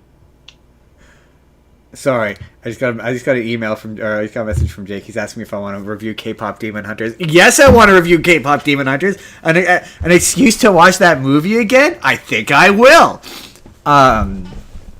Also, it just kind of I never realized that this movie was filmed in British Columbia. Yes, it is. Yes, it is. As I recall, there's something in there that oh yeah, that was the thing with Upload. Upload was also filmed in Vancouver. I forgot to mention that. I was like, hey, and so then, Vancouver.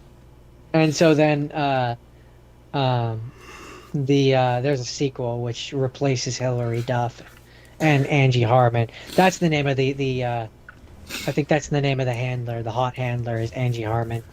That makes sense. Jordan, do you have anything further to say about Coden Banks, Secret Agent Man? Working title.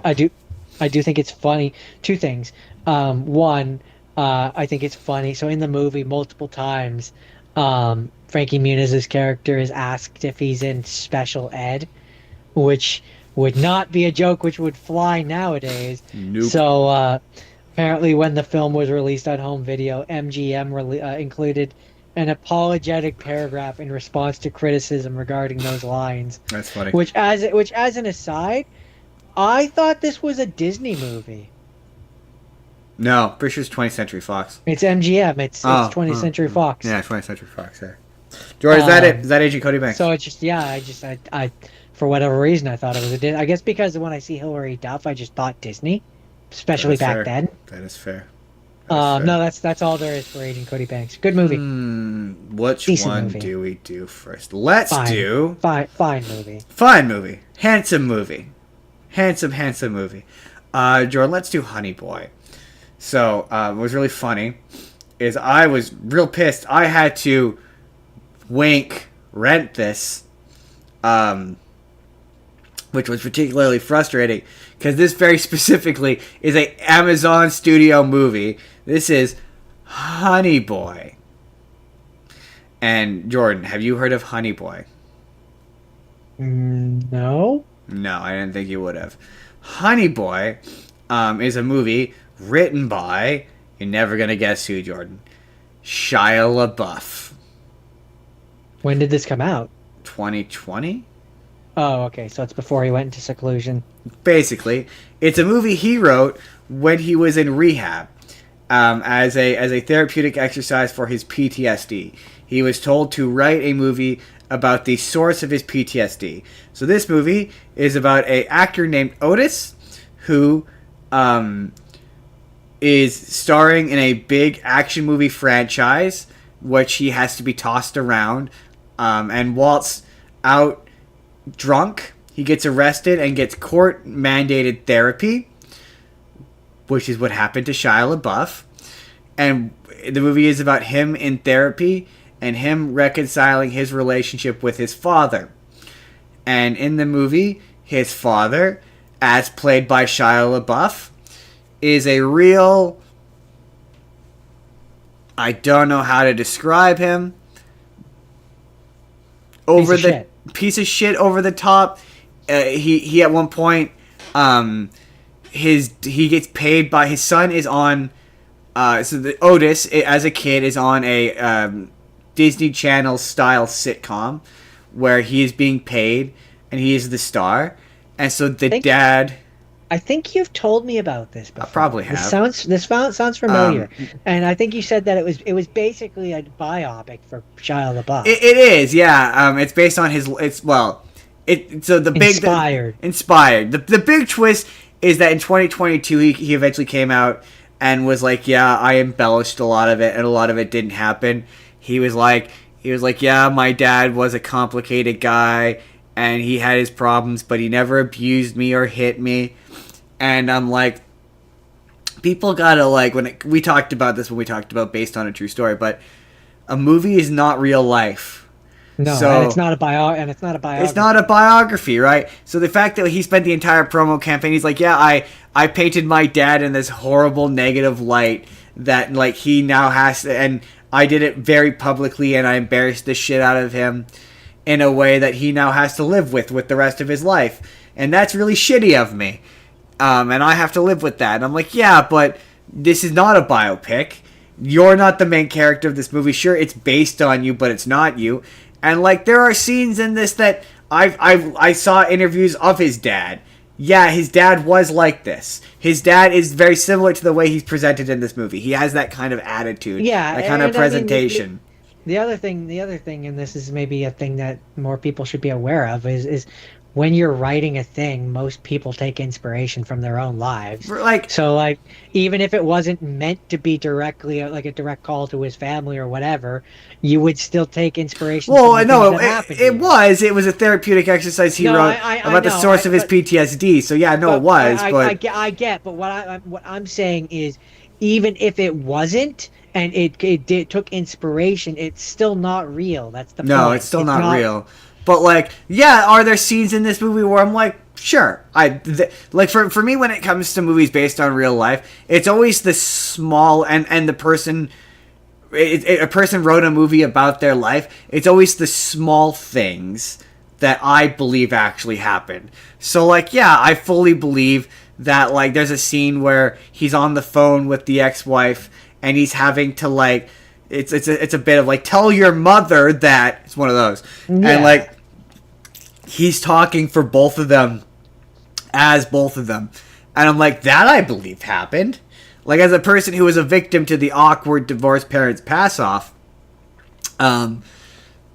you know, I reckon you like that stuff like that. You hear about people with badly divorced parents. That's believable. Do I think that his dad hit him? Probably not. But that's the part that is obviously embellished for a movie. Like, there's a bit where he's yelling at his dad because his dad's being a piece of shit, and his dad's like, he's like, you work for me. I pay you. You work for me. You do what I do. He's like, yeah, you could get away with hitting your boss once. And he's like, what? And he slaps him across the face. That I don't think he probably did. But like the screaming at him for like no reason and just having a temper. That's an example of I believe he fantasized or maybe thought about that. Yeah, But yeah. I don't think he actually did it. He yelled at his kid. Like, do I believe he No, like? no, I mean the slapping his boss thing. Oh no, no, no, no, no. The Shia LaBeouf slaps his kid because his kid's his boss.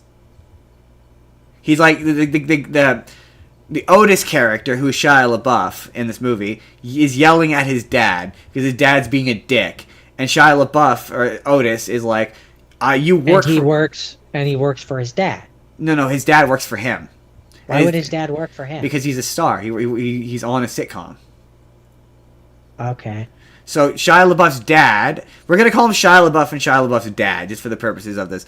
Shia LaBeouf's dad is insecure about the fact that he works for Shia LaBeouf and that Shia LaBeouf pays him, and so Shia LaBeouf holds it over his head, and Otis throughout this movie holds it over his head that he works for him and that he pays him, and he finds it emasculating that he works for his own son. And so Shia LaBeouf's dad, while angry, is like, you can strike your boss once, and slaps Otis across the face twice. Got it. Like, actually, you can get away with it twice. It goes bang and slaps him across the face. And it's like, yeah, do I believe they had an argument where Shia LaBeouf said to him, you work for me, and his dad was insecure about that? Yes. I absolutely do believe that. Do I believe that his dad probably had a temper where he yelled at him on a dime? Yes, I absolutely do believe that. Do I think that he hit his kid? No. But again, like you said, it's a movie. Yeah. So, like, even if that was based on a true story or a true situation or a true thing that happened, which we don't even know if it was, but even if it was, what you saw on the screen was not what actually happened. Right. Either way, no matter what. Right. It's fiction. It's fiction. Like, you shouldn't. It's not a documentary. It's a biopic. No. That's where a documentary be a different conversation. That's for me where the people seem to get confused between the two. But it's a like, if you put aside, because people are like, oh, it's this therapeutic exercise, blah blah blah, but it's just a good movie. Shia LaBeouf is really good in it as the guy. He's genuinely upsetting. You can kind of tell, like, his heart is in the right place, even if his actions aren't. The kid playing the kid is so good. He's also so good. My only thing is the guy playing adult Otis they don't look anything alike, him and the kid. They don't act anything alike. Like, the kid who looks like a young Shia LaBeouf, but the adult version of him, there's been this weird attempt to make him not look like Shia LaBeouf, and it makes the movie feel weird. There's too many present day scenes that feel disconnected. And I also kind of wish that him adult Otis and Shia LaBeouf interacted in the present day. I wish that as well. But it's quite a good movie. It's quite good. Honey Boy. It's good. It's on Amazon Prime. You can rent it. That's it. So, sorry. My second have seen is sorry. Borat, subsequent movie film. Delivery of prodigious bribe to American regime for make benefit once glorious nation of Kazakhstan. The first one or the second one? That's the second one. Yeah. Or simply Borat, subsequent movie film, or Borat 2. I think Borat. This is going to be a hot take. It's going to be a controversial opinion. I think the second one's better. I agree. I think the second one's way better. Is that controversial? I think it is. I think it's lots of people think the first one's better. I think they're all wrong. I think this one has a much more consistent through line. I think the relationship between him and the daughter is really good. It's definitely Rudy Giuliani's best movie. Yeah, there's that whole thing. I quite like it. She's really good. She eventually went on to be ironically she went on to play Donald Trump's first wife in that biopic. Oh, does she? Yeah. I think it deserves a lot of praise because it manages to do it while COVID's a thing. That too. Like, it successfully navigates around. Like, I love that there's just a certain point in it where he goes, like, he tries to go after the daughter and he goes into the town. And he's like, it was just, the streets were empty and everybody was gone and I didn't understand why. I think the fact that Borat is now funny, so there's like a double layer of it's Borat in disguise. It's Sacha Baron Cohen as Borat in disguise. It's very strange. Yeah. It's very Like he had to because people kept recognizing him. the bit with there's I think they did a subsequent release, but they did. I don't know if it's an entire movie, but they did another thing which is just him and the guys. Interesting. The guys who he stayed with. The MAGA guys. I don't know if it was an entire movie or if it was just like a 30-minute special, but it's on Amazon Prime as well. Interesting. This is specifically an Amazon Prime exclusive, by the way. I don't think it went to theaters. No, yeah, this is the Amazon Studios one. Yeah, I think it does a good job. I think part of the reason why I think the second one is better is because Borat was I'm gonna treat Borat like he's a real person. But because Borat was famous by the time of the second one, they couldn't rely so much on Borat just goes into these places and does crazy things and people don't know that he's not real. Right? And like they can't just lean on that nearly as much. No, so, like, I mean they have to do more of a narrative as a result. Yeah, I think so. There's a lot of like also because it was COVID. There's a lot of like getting him on his own to do a narrative. They had to because they had to. They didn't have a choice. You're not wrong. Like that's not to say that there's not still scenes where he goes out and he does zany things that are, or like they really. The thing is that they in the second one, because they can't have Borat go out and do the crazy thing. That's why the daughter exists. Yes, it's because she can go and do those things. Yeah, people instead. don't know who she is, so she can do more of the crazy things instead. And to be fair, a lot of that stuff looks fake, but like the bit where he's at, like because this is TikTok, post TikTok, so like the rally, I believe. The rally, there was actual videos of that rally, of him at the rally, and people being like, "I think that's a Borat thing," or "I think that's Sacha Baron Cohen doing Borat." Like I remember there was like videos that leaked on the internet of like behind it. So a lot of that shit was real. Like there's a, I think also there's a they did a, I just know that there's a bunch of behind the scenes footage of him at that rally, like nearly dying. But I enjoy this movie. I still to this day think Borat is probably Sacha Baron Cohen's most popular. Oh, for sure. Well, it's either him or Ali G, because Ali G is quite popular. Ali G, which one was that? He's the gangster. Man, I'm the guy. Okay, I'm not even gonna bother doing it. He's the gangster guy. Is he before Borat? Technically, he's the same time as Borat. It's the show that Borat comes from. It's him. It's Ali G and it's Bruno. No, Bruno is not popular. Yeah, I know, but they're all from the same show. They're all characters from the Ali G show. Personally, for me, it's hard whether I prefer Borat or the Dictator. I really like the Dictator. Dictator was really fun. I did really like the Dictator. Jordan, do you have anything else? That's subsequent movie film. Borat subsequent movie film. So my last delivery of prodigious bribe to American regime for make benefit once glorious nation of Kazakhstan. Once glorious nation of Kazakhstan. Oh, I also think it's funny that in the world of Borat, COVID happened because of Borat. That is funny. He was injected with the virus, and then he went across the world to the different places, and he's the one that spread it.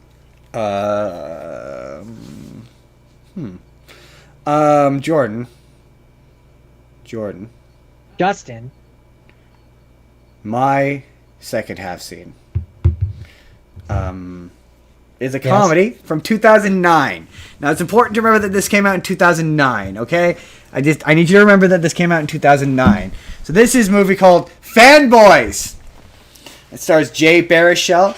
It's got Dan Fogler, and it's got other actors who you don't know. It's got that one guy from The Girl Next Door, and they're all big time fans of Star Wars. And this movie takes place in the year 1998, right before the movie The Phantom Menace comes out. And it's about three gentlemen who are friends at high school who have become separated, and they have one friend who is played by Kristen Bell, and it's one of those movies where they try to pretend that she's plain It's really annoying. And their one friend, and this is one of my criticisms of this movie. Just generally, this movie has tone problems. It's got a weird tone problem because the inciting incident, the thing that makes them, it's a very basic road trip movie.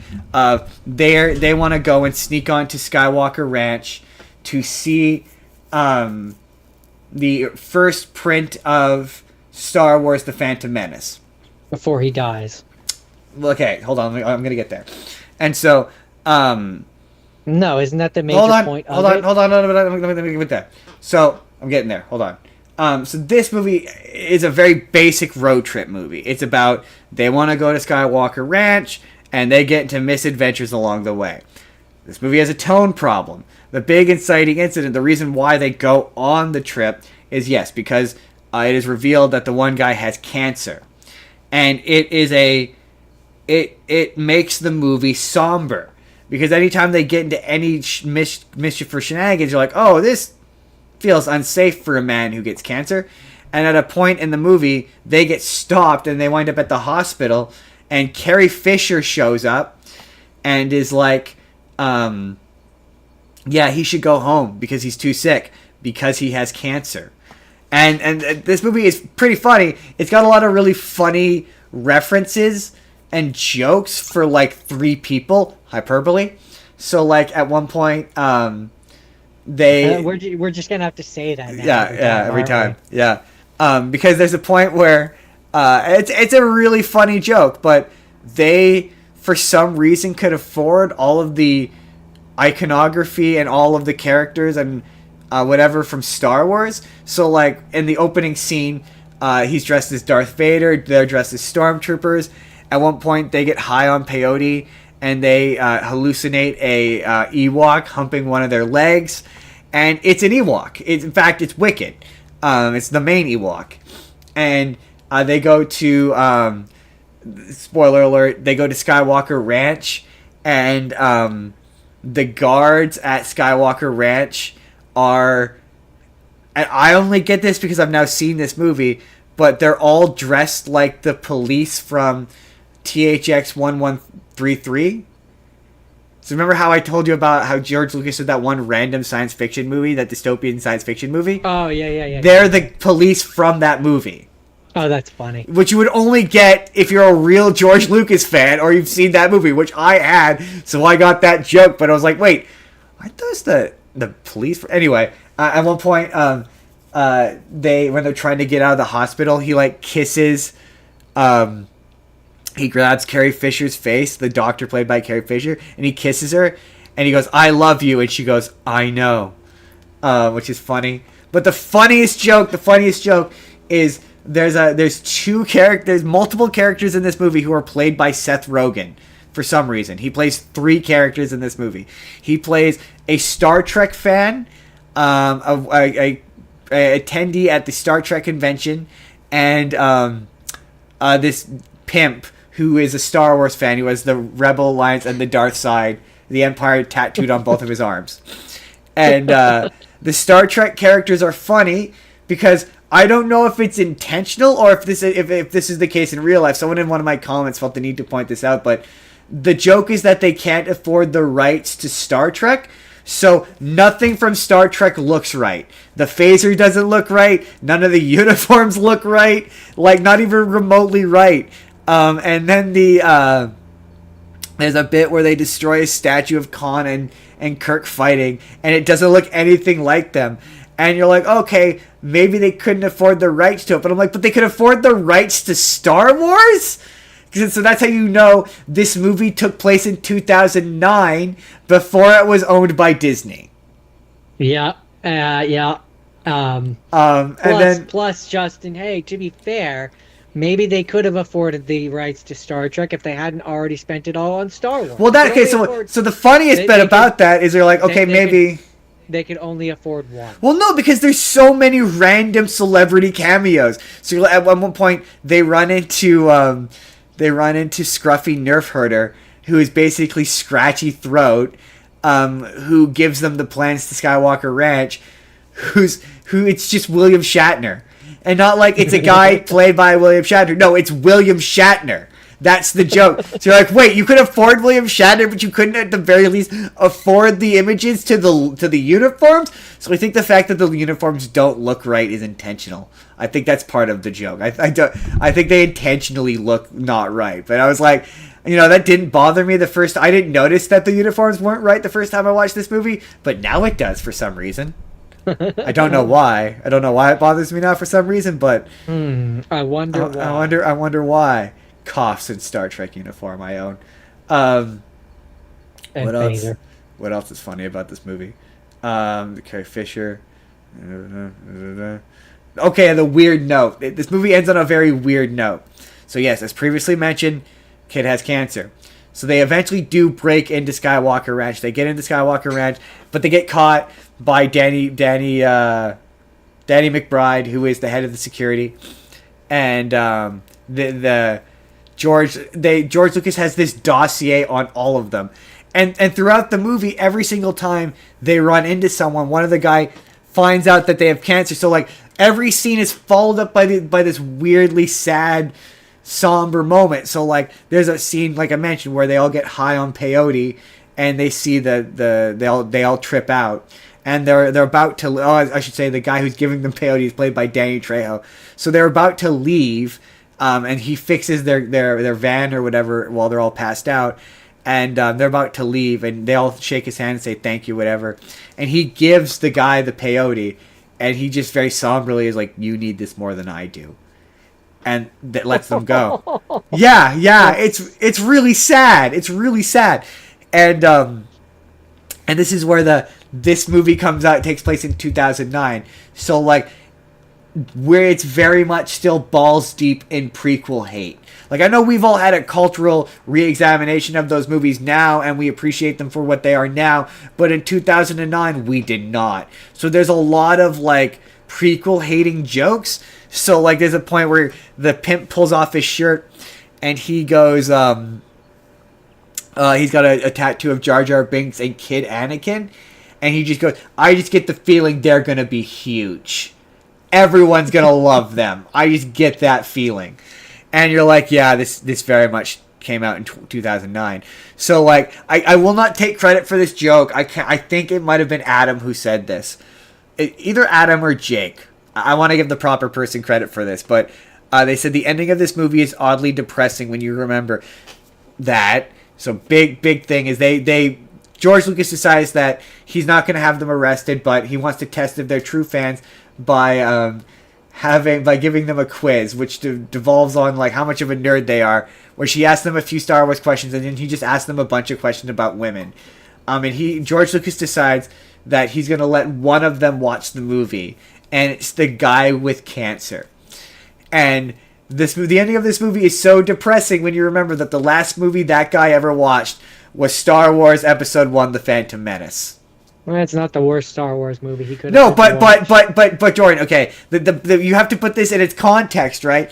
He is an adult Star Wars fan in 1998. He has no cultural context for anything further than he went into that expecting something completely different. He's red letter media. The last so he walks out of it and they're like,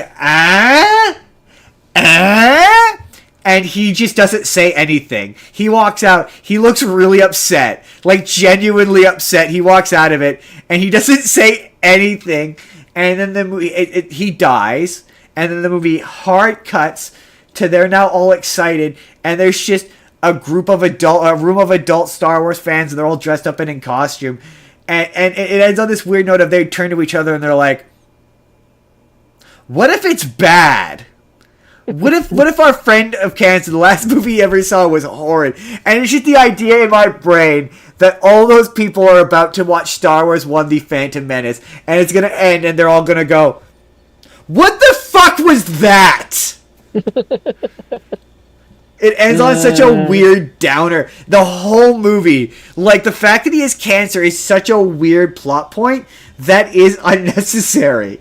Like it gives this movie this weird somber tone the whole time, and it's you don't need it as an inciting incident. There's a bunch of other reasons for them to go. Also, Also, a major character in this movie is oh, I forget his name. You're not gonna know his name anyway. Do you remember the website Ain't It Cool News? No. Oh, it was like a pop culture website before pop culture websites were really a thing. But a character in this movie is the founder of that website. He was a guy he used to break the original Star Wars news, like movie news, like that. But I wish I could remember his name. But Ethan Suplee, the guy who plays Randy from My Name Is Earl, Yeah. Frank, that guy, yeah. He's in this as the guy, the founder of In It Cool News. It's so weird. It's so bizarre. It's very strange. Dave, From Chipmunks. No, not Dave from Chipmunks. That's Jason Lee. That's Earl. Earl's brother. You said. No, I said Earl's brother from My Name Is Earl. He's from Boy Meets World. Yeah, Frankie from Boy Meets World. Yeah, he's in this as, I wish I could remember his name, but he's the founder of Ain't It Cool News. It's very strange. Very strange cameo. Kevin Smith and Jason Mewes are also in this. It's also strange. What else?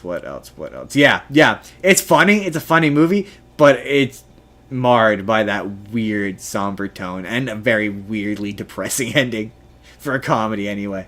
That's it. That's Fanboys. Okay. All right.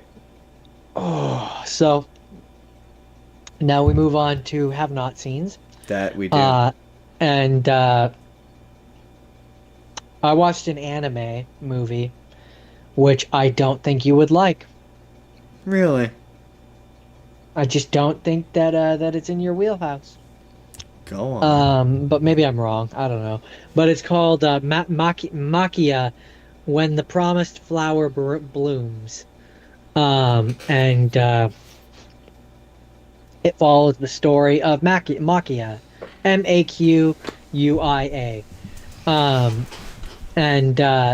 she is a member of, I'm gonna just read it because I can't remember the name of it, but she's a member of this race of people, Lorf.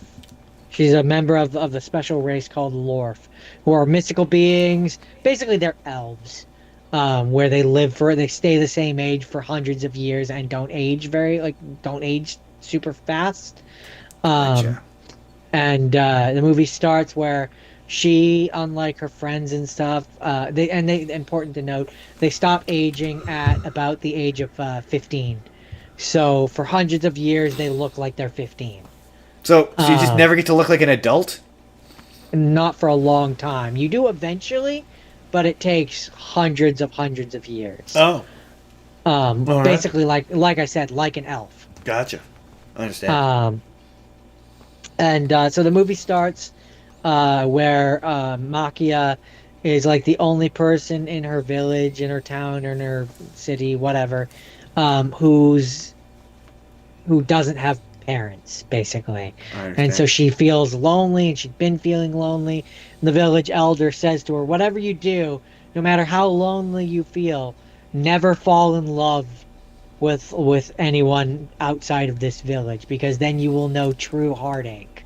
You know, the implication, because they don't age and everyone else does. So Jordan, keep talking for like a minute. I have to use the bathroom, but it's not the kind of having to use the bathroom that you did, so I will be back temporarily.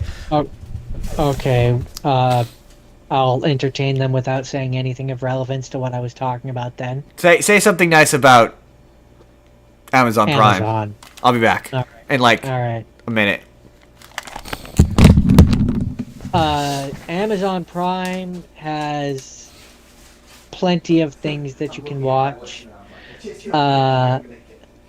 Amazon Prime is free, or you can pay for the ad-free version. You can also rent movies or buy movies off of them, although buying movies then leaves the question of what happens when they delete it from your record secretly and you don't know. But yeah, that's a thing. This movie, I don't The reason why I don't necessarily think Justin will like it is because it's kind of slower and it's more less action oriented. So I don't know. Maybe he would, but we'll see. Um, I'm coming, Jordan. he's apparently making his way back. He's making his way downtown, walking fast. Ugh. And, I'm coming. I can't hear what you're saying. And now he's putting his headphones back on, and now Okay. as of this second he can hear me again. Where was I? Oh yeah. So she's part of a race called the Lorf. Can't age for a long time. It's kind of a major thing you need to keep in mind. So then everything was fine Wait. until the fire. Does she meet? What now? Does she meet a boy? I mean, technically, yeah. Is this movie about her meeting a boy who's like too young and it's kind of weird? Yes, but it doesn't go in the direction that you're thinking. But it does. But it doesn't. But it doesn't. But it does. But it doesn't. You'll understand. I understand. I understand how I will eventually understand. I don't understand currently. Everything is fine. Like her village is happy and content. Oh yeah, the other thing is would you characterize everything as awesome? For everyone but her, yes. Right. Part of the other thing with their race, their species, their race, whatever, is they are really good loomers. I understand. Fabric weavers. Also, it's important. It's unrelated to what you're about to say, but it's important you know that I'm not going to cut out any of the bit when I left. Okay. Spotify will listen to the whole thing. All right. Yeah, they loom, and they are capable of basically they loom stories into the clothes and stuff, into the fabric and stuff, and then they can read it when one of their race has done that. It's a whole big thing. It's a whole thing. It's special, and it makes them special. So I understand. Everything was fine, and most of them were content and copacetic until the Fire Nation attacked. Friggin' Fire! Why does the Fire Nation always have to attack? So a neighboring kingdom attacks using their dragons. Attack! And never look back. Kidnap all the women because I it's implied that they murder most of the guys. Because they think basically that through the blood of these beings, they too will gain extra long lives. And so our main person, Makia, she ends up on basically getting sent far away via dragon, because the dragon crashes through the tower that she's in and the fabric gets wrapped around her, and then she ends up like far enough away that she escapes what all the rest of them kind of go through, and then stumbles across, and so she's out in the world basically and stumbles across a drunk caravan leader who there's a baby who is crying, who is in its like parents' dead arms. And Makia decides to take the baby and attempt to raise it as her own. Which is difficult because she's like 15. But she's not, because she's like hundreds of thousands of years old. Well, it's I think she's supposed to be 15 when this thing starts. Oh, okay. The point is she's not supposed to be. She has no idea how to raise a kid and really has no business doing so. I understand. But she ends up in this village where this middle-aged woman, who is herself a mom of two boys, discovers her attempting to let her baby drink milk directly from a goat's udder, and she's like, I don't know how to do this. I don't know. That seems unsanitary. And yeah, well, you know, I mean, it sure seems like you could have at least put it in a glass. She doesn't know how. She comes from a different society where they don't live the same. She's not human. Oh, I understand. She's not human, and she's trying to raise this human boy, which She doesn't know how to raise a human boy. She's 15. I mean, that is true. And so then, and this is an important feature in this movie, is we have, you know how you said you hate time jumps? I cannot stand time jumps. We have multiple time jumps. Oh, well, okay. Context is important. In television shows, I hate time jumps. Movies are a bit different. So basically, the mom, especially anime. This is an anime, you said, so like the thing about that is you can actually show the progression of time in an animated thing. So time jumps are a bit different in that context. I'm giving you a hard time here. It does work here, and it's important. But yeah, so the mom helps Makia get a job at one of the local stores as a weaver, so that she can look after her new baby, who she has decided to raise. Who she names the baby? What was it? It's a baby. Did she name the baby? No. Ariel. Oh. Ariel. And it's a boy. That's important. So then we get a time jump, and it's 7 years later. So the baby is no longer a baby, but is 7 years old. Meanwhile, Makia still looks the same, because that's what her race does. That's what her race does. She still looks like she's 15, but her baby is now 7 years old, and so we get some more scenes. Also, the mom that helped her, that she lives with and stuff, has two sons of her own who now, look like they're her age, even though when she first got there, they looked like they were the age that Ariel is now. So they were 7 when she got there. Now it's, or like 6 or 7 or whatever. Now it's 7 or 8 years later, so now they look like yada yada yada. Then we get another time jump, and now Ariel looks like she's and meanwhile, Jordan, is she worth it too? Ariel, because oh no, it's L'Oreal. Dang it! It's L'Oreal. You've messed everything up. You fucked it. It's fucked. It's all fucked. Meanwhile, it's important to note that the kingdom that originally invaded her, like her people, are constantly on the hunt for her race, basically for anyone who escaped. So she has dyed her hair, because all the people of her race have blonde hair, and I assume blue eyes. Real Aryan. They definitely all have blonde hair. I don't know about the blue eyes, but and so she dyes her hair orange, so she looks like she has the same color as Ariel. Because you're worth it too.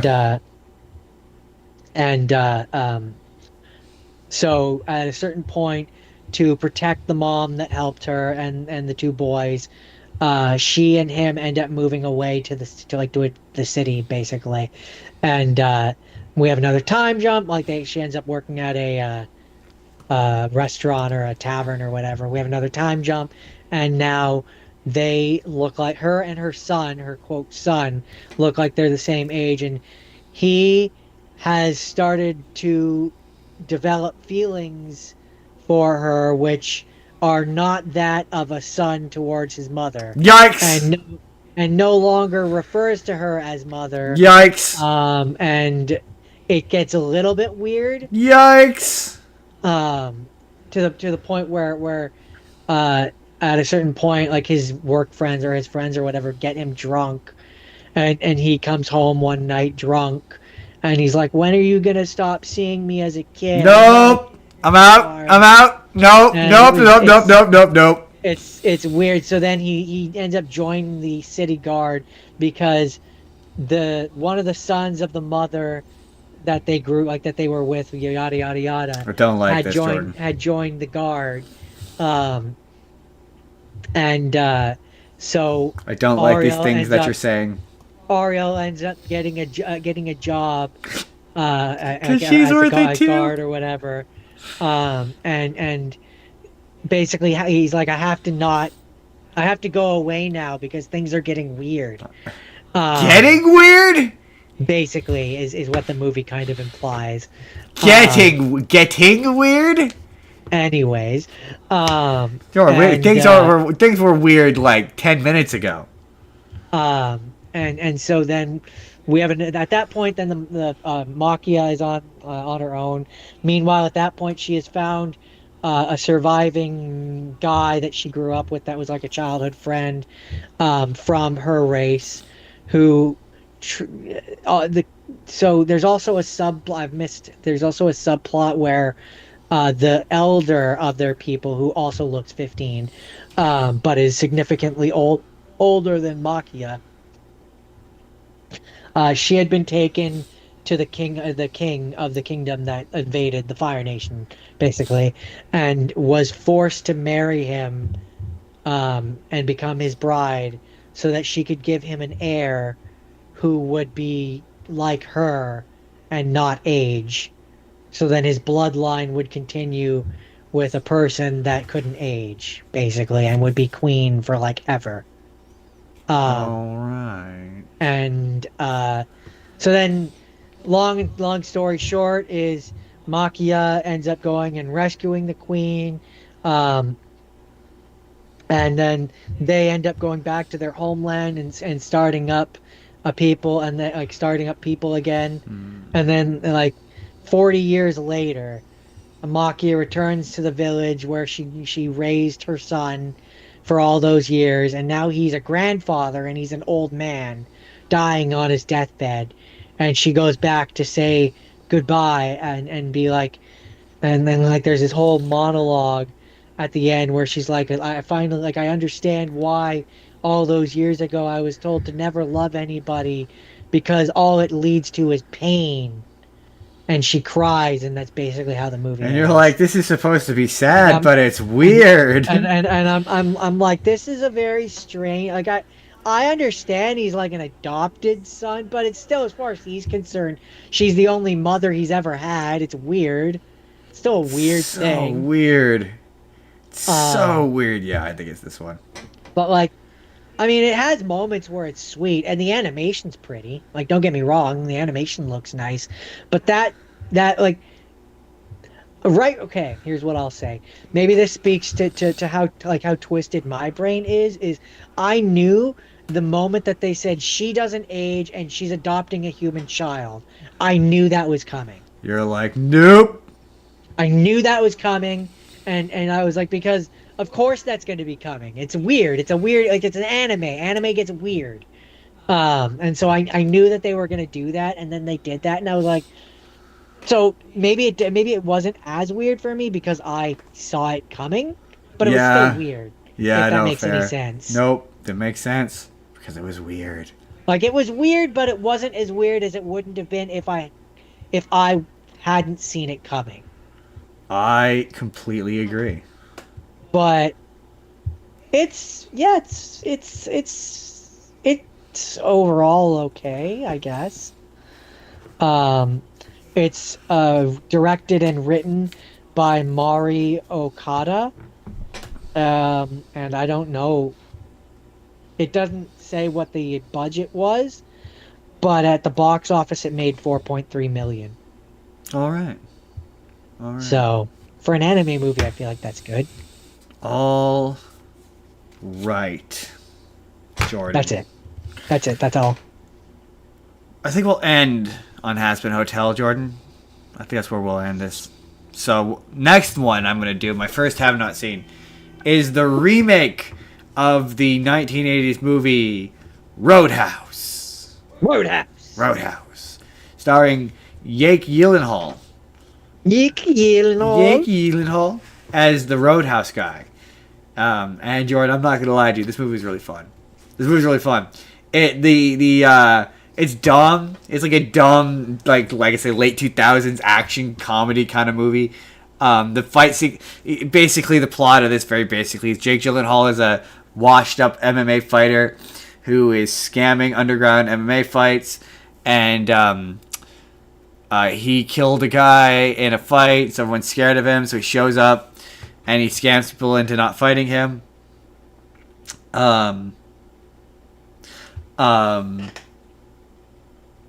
train of thought. A girl of a bar called of a roadhouse bar called the Roadhouse wants to hire him to be a bouncer because there is a motorcycle gang that is harassing her bar, and he initially doesn't want to do it, but then he becomes friends with a local bookseller, and then he's all like, all right, and he becomes their bouncer, and he teaches all the other bouncers to be better bouncers, all while beating up motorcycle guys. And it's very funny. It's a very funny movie. It's very his relationship with the various characters is cute. He's the kind of guy who he's a nice guy, but when pushed too far, he will break you. The fights are for the most part well shot. The main bad guy is Conor McGregor. Oh, the UFC guy? Yeah, the UFC guy. He shows up and is just totally unhinged. I don't care what anyone says. All of his scenes are funny. They're all funny. Like, I think I don't, maybe it's not intentional. Maybe he's just the way, but he's just Conor McGregor. So he's just an absolute unhinged lunatic. Like, he just beats up everybody. The first time you see him, he's in this Italian village. He just rocks out of some girl's house and is walking down the street naked. He's like, what are you doing? I'm shopping. He's just taking clothes off of people. The fight between him, the final fight between him and Jake Gyllenhaal is actually kind of fun. They are, for the most part, well shot. Like, they look good. The sound design is good. When he hits people, it's good. It's violent in a way that's, like, kind of cartoonish and fun. So, real quick, don't know if this will affect anything. I'm at 13%. Okay. We may have to switch over to the bad sound. We might, but I'm really hoping that you can get through yours fast because mine isn't going to take very long, and then I don't have to speak. Oh, fair enough. Yeah, it's fun. That's it. It's Roadhouse fun. It's on Amazon Prime. I when I was watching it, I'm like, this is really fun. I really like the energy of this. I would watch another one of these, and sure enough, they're making a sequel. Like, I'd watch a second one of these. I'd watch a series of these where it's Jake Gyllenhaal beating up guys, and it's really violent, and it's really cartoonish, and it's really fun. Fair enough. It was a pretty good time. I was like, in terms of just like harmless, dumb action movies, it's not doing anything spectacular, and it's not doing anything all that original. But like, I love a good action movie that's not overly shaky and is easy to follow. And like I say, when the fight sequences look good, they look good. The weirdest part is the worst looking action sequences are the ones where he's in the UFC. Like when he's fighting guys in the bar, it's like the cinematography is good. It's moving around him in a way that's dynamic and easy to follow. And like, yeah, he looks believable in a fight.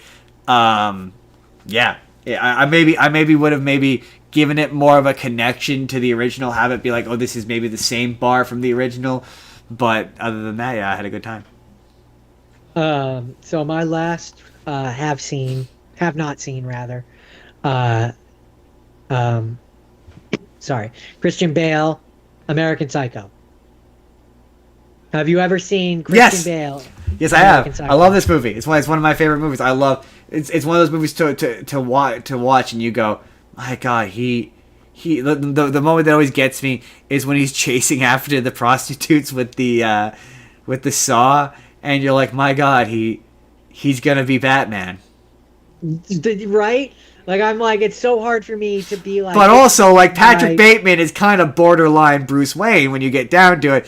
I mean, where's the line between, you know, murdering people at night and dressing up like a bat? Like, where's the line? I'm just saying this is the universe where instead of Bruce Wayne deciding that he needed to avenge his parents and be the symbol of truth and justice, he became the Joker. But yeah, he reminds me of Jordan Belfort. There's one of my favorite scenes in this movie. I can see why it's the one where he talks about, or maybe Jordan Belfort reminds me of him. But yeah, there's a scene where he's going through his meticulous grooming process. It made me think of Wolf of Wall Street. So now my one thing with this movie, he gets away with it in the end because he's rich. My two things with this movie is I hate that he gets away with it because he's rich in the end. But I'm also confused by the ending. Yeah, I think the ending is supposed to be ambiguous. I remember there being something about the ending I didn't like as well. I'm confused by the ending because it makes me go like, okay, so wait. Did he kill anyone, or is the idea supposed to be that he never actually did any of the things and he just fantasized about it all? Maybe I don't know. Maybe it's supposed to be up. Because having not watched it recently, I can't say for sure. I haven't watched. Because the way that it ends is he's at lunch with his friends or whatever, and the lawyer shows up, the lawyer who he had previously phoned and confessed to all of the murders and stuff, because he thought the police were onto him or what, I don't remember exactly, but he goes and he confesses, and then he goes to the lawyer shows up and he goes up to him, and the lawyer is like it's a funny joke, but Bateman would never do that, and he's like, I'm Bateman. What are you talking? Like, what? I'm the one who did. I did. It's been too long since I've seen it for me to clarify that, so I cannot say for sure. I killed such and such, and he's like, well, you couldn't have killed such and such. I had lunch with him in Europe the other day, and the end is like Bateman questioning his reality of what. So I'm like, is the idea supposed to be that he's just psycho and he thought he did it all? Maybe. Or did he do it all? Like, I don't... That's one of those times where I'd be reading the Wikipedia article to find out. I did. And the Wikipedia article doesn't... It's not really... Like, when I went to looked it up on Google, it was like, people were like, it's supposed to be... ambiguous? Interpretable. Interpretable? Oh, okay. Then maybe it is. I mean, my favorite... I got so many favorite scenes in this movie, but I don't know if maybe the book was different. Though the book is different. Yeah, the book I'm pretty sure is pretty different from the movie. I mean, again, I could talk about all my favorite. My favorite scene is obviously where he kills the guy with the axe. He's talking about. I am a personal fan of the prostitute runs all the way down to the bottom of the stairs and he just drops the chainsaw. That's funny. But no, I love the bit. I mean, him doing both of the prostitutes and just looking at him, checking himself out in the mirror is always funny. That's ridiculous. But no, my favorite bit is where he's talking about Huey Lewis in the news, and he's like, I think that this era, this is his greatest hit, hip to be square. Yes, it is. It's just the way he says it. Yes, it is. And really, it's a statement on the overall values of capital. Whatever he's just the way he says it. Hey, Tom, what? Try to get your reservations at Versace now, you fucking prick. Right. There's a really funny sketch where it's Weird Al and Huey Lewis in the news, and it's them doing that scene. Oh yeah. Yeah, it's like, hey Al, you ever know? They're talking about, I think it's his parody of it or whatever. Yeah, they're I can't remember what they were advertising. My other favorite scene is there is technically a sequel to this. There is, but it's apparently not very good. They're supposedly doing a remake with. I can't remember who, but it was somebody I like. They're supposedly doing a remake. My other favorite scene is the one where they're all comparing business cards. The glossy 2.0 raised print. I don't have much more to say about it. There's a really funny video where someone's taken that scene. It did do well, yeah. There's a really funny video where someone's taken that scene where they're all comparing their business cards and they've turned them into Pokemon cards. So it's just them all comparing Pokemon cards. So it had a budget of $7 million. Really funny. And it had a box office of $34.2 million. Yeah. Reasonably successful. I think it's a pretty well a breakout. I think it was a breakout role for Christian Bale. One of them, anyway. I don't know, but Willem Dafoe is also fantastic in it. He's also really good. I love that movie. It's one of my favorites. It's so good. And it also has Reese Witherspoon in it. Might have to. And Jared Leto. Might have to contrive a twist. So, wait, Jared Leto. So, this had both. Oh my God, I didn't even think about Batman and this had both Batman and the Joker, and Batman is acting like the Joker. Oh my God, we've come full circle. It's true, we have come full circle. But that's American Psycho. He's a real psycho. He's a real psycho. While you talk, I'm gonna switch my stuff. All right, let's do the setup. Let's do the final thing of the week. It's the final thing of the week because it's the final thing of the week. The final thing of the week, ladies and gentlemen, while Jordan sets up. Jordan already knows what it is, so he doesn't have to hear me say it. We talked about Hell of a Boss earlier in this show. And the whole reason why we did this episode is because Season 2 of Has Been Hotel came out. And I really wanted to watch Season 2 of Has Been Hotel. So I watched Season 2 of Has Been Hotel. And honestly... I also watched it, but just not for the show. He just watched it for funsies. I liked it. I am always going to love Has Been Hotel. there's things I liked, there's things I don't like.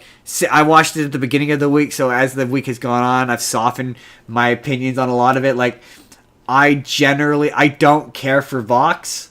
Just generally, I don't care for Vox. I don't care for him as a villain.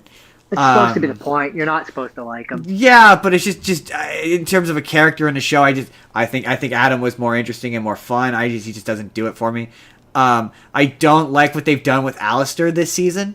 Like, he's lost all of his sass and charm. Like, I liked him better when he was a bad guy who was constantly putting the other bad guys in his place. Like, I like that dynamic way more. That him getting beaten up by Adam and this weird, like, Pity party? Yeah, is not very interesting, and it gets old really quick. And it's kind of the same thing with Charlie. Her mopey pity party just doesn't get very interesting. I don't like ragtime, so I don't care for Vox's songs. And anytime Vox does ragtimey bullshit, but that's where I'm sort of like, maybe that's the point though, because like I sort of had the realization that him doing ragtime is maybe supposed to represent him. He's trying to ape Vox. He's trying to be like Vox, not Vox. He's trying to be like Alistair. And when he tries to be like Alistair, it doesn't work. And I think, like to me, he ruins Vox Populi. But I realize I think that's the point. Like, I think that point, that song starts off so strong, and it's really good. It's a really solid rock number. And then Vox comes in and hijacks it and turns it into another fucking ragtime song. And I'm like, but I think that's the point. I think that's the point of that song. Is it's supposed to be disruptive. Because the entire point of this season is supposed to be that because they set it up in the it's weird. I can't hear myself, and it's weird. These headphones can never decide what they want to do. Anyway, I think that's the point, because the entire thing with the end of the last season is the V's are like, nature abhors a power vacuum. So the idea is he's trying to slide his way in into a thing that he didn't set up, he didn't build, he didn't orchestrate. But damn if he's not going to take advantage of it. Yeah, but that's not how it ends up reading. I don't know. It's the way it's presented. It just doesn't. It just didn't work for me. But also, like, it's funny because you were like, I don't think any of the songs are as good as season 2. I don't agree with that. As season 1. I think there are some songs that are legit better than season 1.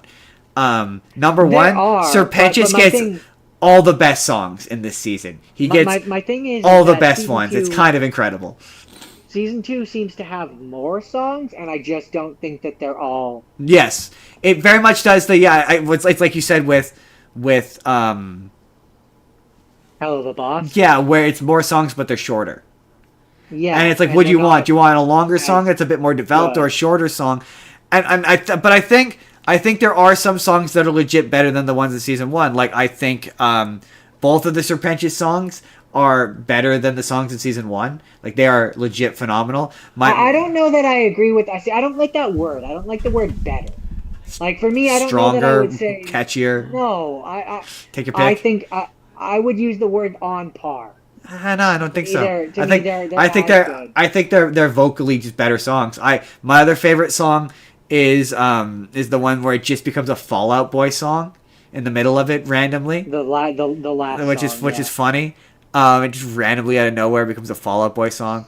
But also, like, there are songs in this that are just like, I think there's too many Vox songs. I think he has too many "Hey, I'm evil and I'm about to take over" songs. I think he has too many scenes in general. He has he's in the show way too much.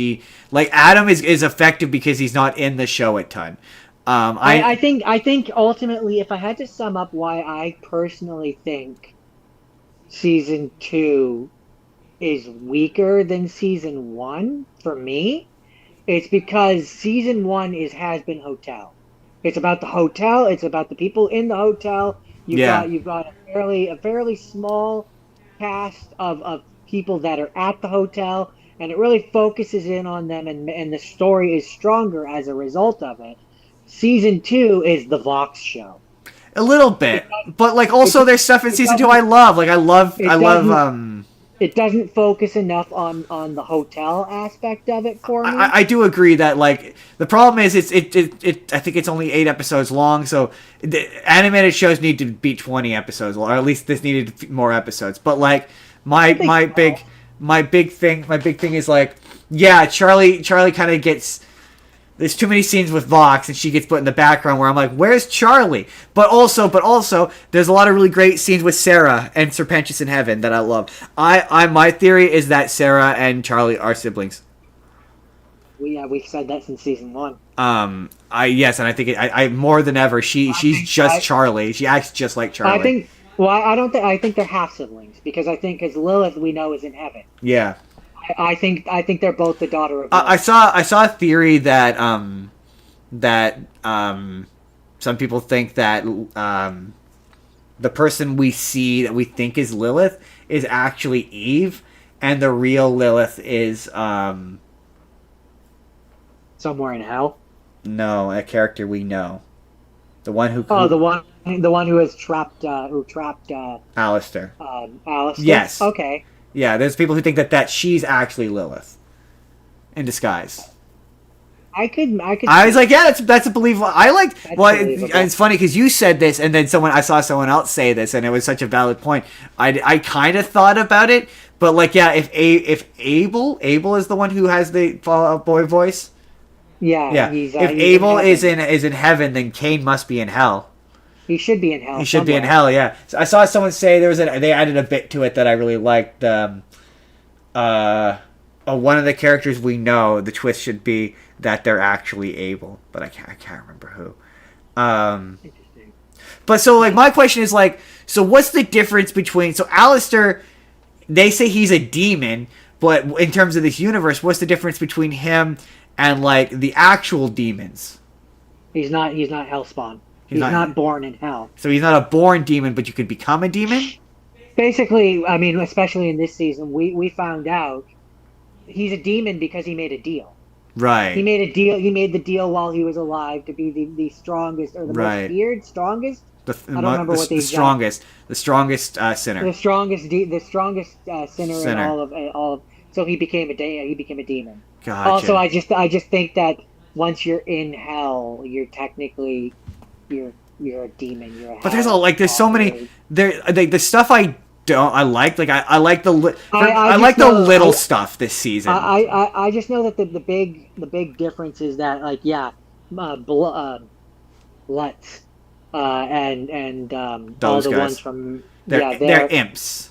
They're imps. They're born in hell. Yeah. Like the geishas, who are the princes of hell, they're born in hell. The 7 sins are born in hell. I do regret. I was gonna maybe watch the beginning of the first season because I didn't pay attention to it as much as I should have. I did miss a lot of the background stuff of how that universe works because that wound up being the more interesting stuff to me. I love. It's funny because I'm like, oh, I think I initially I was like, all the Vox songs are the worst songs, but I was like, but no, Brighter is phenomenal. It's not only just a good song, but it's an excellent backstory. It's well delivered. It's fascinating. It could be expanded upon in future flashbacks that are really great.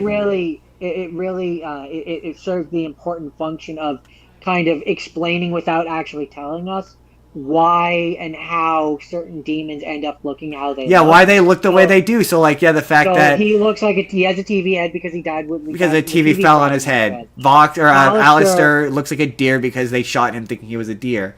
Well, he looks like a deer when he's in his demon form and shadowy because he looked like the shadow of a deer. I'd be curious as to why and he looks like a radio star the rest of the time because he was apparently I didn't notice this, but apparently one of the angels in heaven you see is Angel Dust's sister, and so people have the theory that because they say that he killed his dad, so their theory is that Angel Dust killed his dad to save his sister. I also suspect or hope anyway. We're gonna find out his backstory in the next season, though. There's no way we're not. I really want in season 3. I can't remember her name. The angel who's in love with Adam. Oh yeah, where yeah, he yeah, yeah. sings Gravity. Yeah. There has to be consequences, and so I really want there to be in season 3. She does something which goes too far, and she gets damned to hell. Yeah, it's weird that she still gets to be in heaven. That's no, there's no real like the one this one Seraphim who's really upset about the fact that she allowed all these sinners to just Allowed get a slaughtered. genocide. Yeah, she's really put down about that, but continues to let a person who's like, yeah, no, we did the right thing. You know, the whole like on her side, it's very strange. Because as it's set up, by what it appears so far, once you're in heaven, you're in. You can't go back. You can't leave. Yeah. Sir Pretentious doesn't want to be there. Yeah, He wants to go back. He wants to go home. He wants to go home. Yeah. So it's like once you're there, you're stuck. So yeah, like I if they hadn't killed Adam, I think he should have fallen too. I think they need to have it be in the next season where it's shown that if an angel does something unheavenly, I also suspect that they're gonna explain like they because can be punished. You're already dead. What happens when you get killed when you die? Do you go to super hell? That's an element of this I would like to. Where did he go? Exist. Yeah. I love the bit that she sees him. I love the bit where she's like, do you know this? And he's like, I have no fucking clue. You don't know? I don't know. I know what you know. Yeah. I don't know anything. You don't know? I don't know. And that was a great bit. Yeah, the music was solid. I really enjoyed again all the Serpentious songs. His duet with the Seraphim is again phenomenal. I love all the characters who people are like, we want to hear them sing more. Got to sing more. Some of the characters got a little backseated for me. I don't care. A lot of people love his song. I didn't think Angel Dust's song was very good this season. I don't think Love in a Bottle is as good as Loser Baby. I just don't. No, I don't for that either. I don't. I didn't mind Angel Dust's song, but I wasn't a big fan of his song in the first season. So I loved his song in the first season. It's way better. Didn't... But people who love Angel Dust love it. So like, I'm not gonna take that away from them. I don't think it just doesn't do it for me. I just don't. But I don't think slow lounge ballads. They don't do anything for me. It's the same thing as ragtime music. It does nothing for me. For me, like it didn't really do much for me either. But it did as much for me as Poison did. But I love how Gravity's just a metal song. It's so good. It's just metal. Like I say, I've already mentioned it, but yeah, the finale song. Not the finale song. No, is it the finale song? Right. In a bottle or whatever. Absolute Love in a Bottle is not nearly as good. It's just not as good as Loser Baby. It's just not. I don't think Alistair's song with the girl is particularly engaging. The I'm on your string or whatever. Yeah, didn't I'm on your string. And then obviously I also don't think Vox's reprise of that was very interesting either. Those are examples of songs where it's like it feels like, especially the non-reprise version of it. It feels like it's in there because he has a contract where he has to have a certain amount of songs. I don't know. Like it just feels it doesn't add anything. I also discovered it's not that I don't like her, but like I every time I see an interview with Vizzy Pop and she's like, well, you know, the creator, we actually resolved that in a future season of the show. I hate people who do that.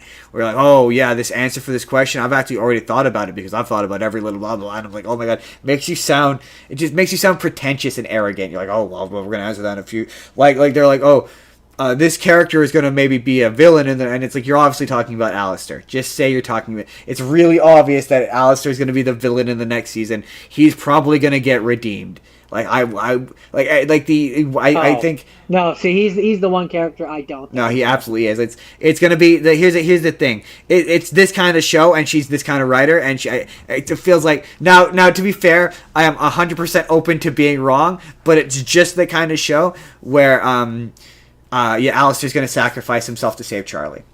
I think he is actually I think he actually does care about Charlie, and I think it's a he doth protest too much situation, and I think he will like the big. I think it's gonna.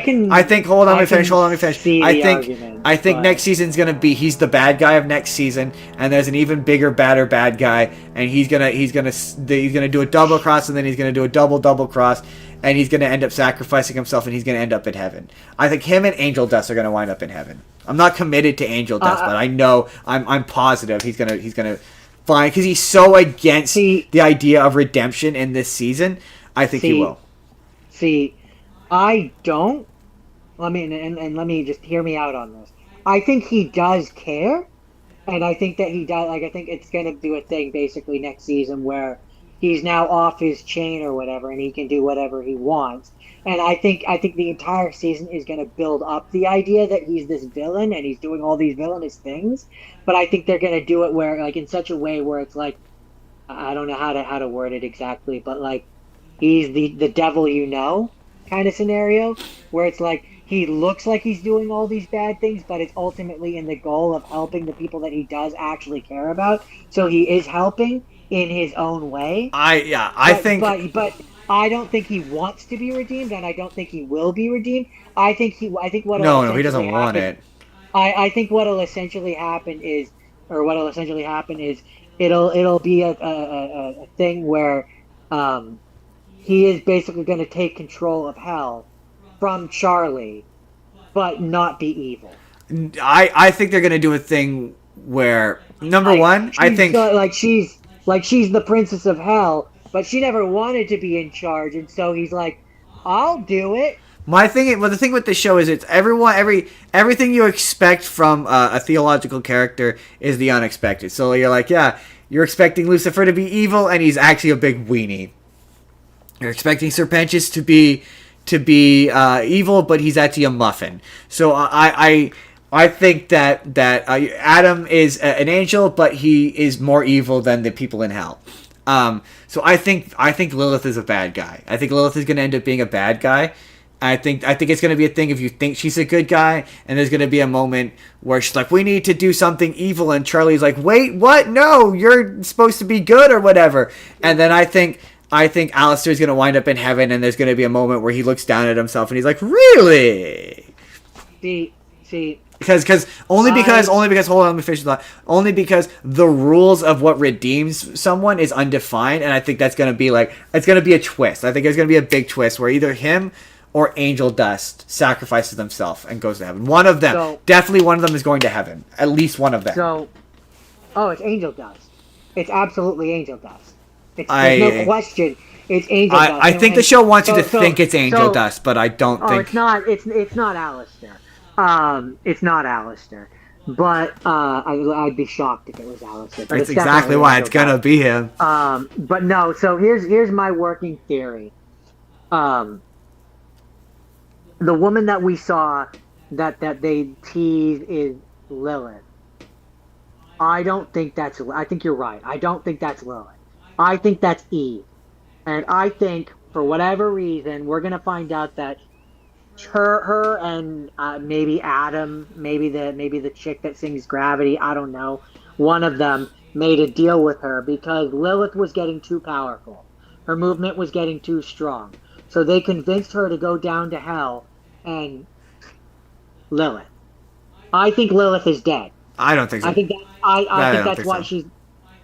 that's why she's not responding to any of Charlie's calls. I think she's dead, and I think that the person that we see in heaven is Eve. Yeah, I mean, I can see it, but yeah, I think my big thing is I think Lilith is gonna end up being a bad guy, and I think that my big thing is I think that they're gonna do a thing where you think, or maybe they're gonna go in a completely different direction, and Angel Dust is gonna go evil. But I think they're gonna red herring you into thinking that Alistair is evil, and he's gonna wind up just because it's the most subversive thing I can think of, and it's exactly that kind of show.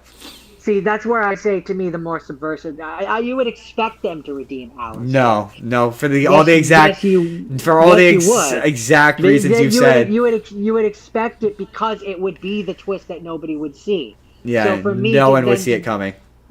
I don't see it. I see it being a thing where, like, for example, he wants to help his friends out while not looking evil. So now Val looks like he's taking over. He goes after Val in a power move, which sets Angel free from his contract from him. He gets his full soul back, but Alistair still looks like he's being a villain. Yeah, no, that's what I think is that. That's what I think it's going to be. I think it's going to be a lot of Alistair playing 4D chess and doing things which look evil, It's the but actually help all of his it's the friends. exact kind of show where he's gonna act evil the whole season, and you're gonna think he's the main big bad guy, and then in the final hour they'll introduce a new, more evil person, more evil thing, and Alistair will have a moment where he's going, oh, I've gone too far. I actually do like Charlie. Like, basically, there's going to be a big breakup between him and Charlie at the beginning of the next season, where now that he's unleashed, he doesn't have to answer to her or help her. So now he's going to actively screw her over, and it's going to be a Alistair versus Charlie thing the whole season.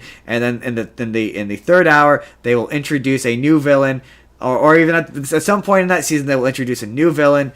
And they'll have a big fight between him and Alistair will sacrifice himself, and he will die, and then they'll have a scene where he wakes up in heaven, and they once again, I guarantee you in season 3, they're not going to tell us what gets people into heaven. Guarantee you that. There'll still be a mystery of how are people getting into heaven. They've already told us how he got into heaven. No, because they're like, they think it's self-sacrifice or whatever, but they're still not 100% sure. And yeah, he'll sacrifice himself. And then, but we're basically saying the same thing, because I agree with everything that you're saying about how he's going to act like he's self-serving. He's going to be making power moves. He's going to look like he will he's stabbing. Absolutely be self-serving. Yes, he will, absolutely.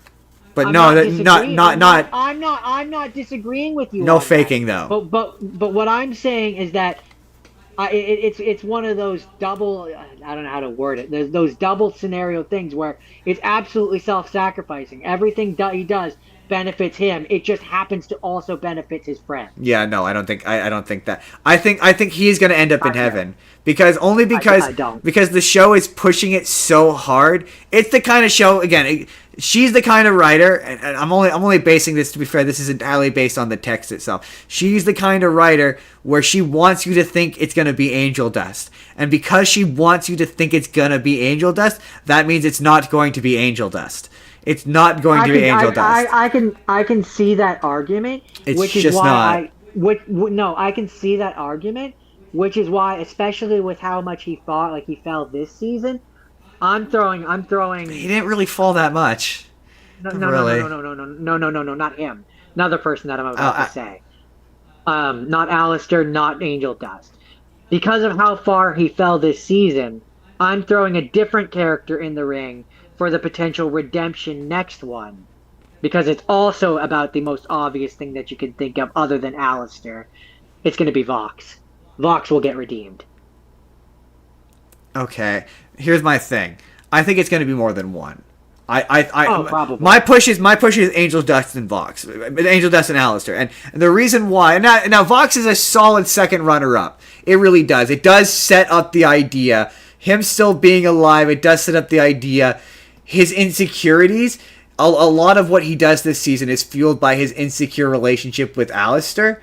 Yeah. So you're not wrong. That is something that I could see happening. That also would be a rug pull that no one would see coming.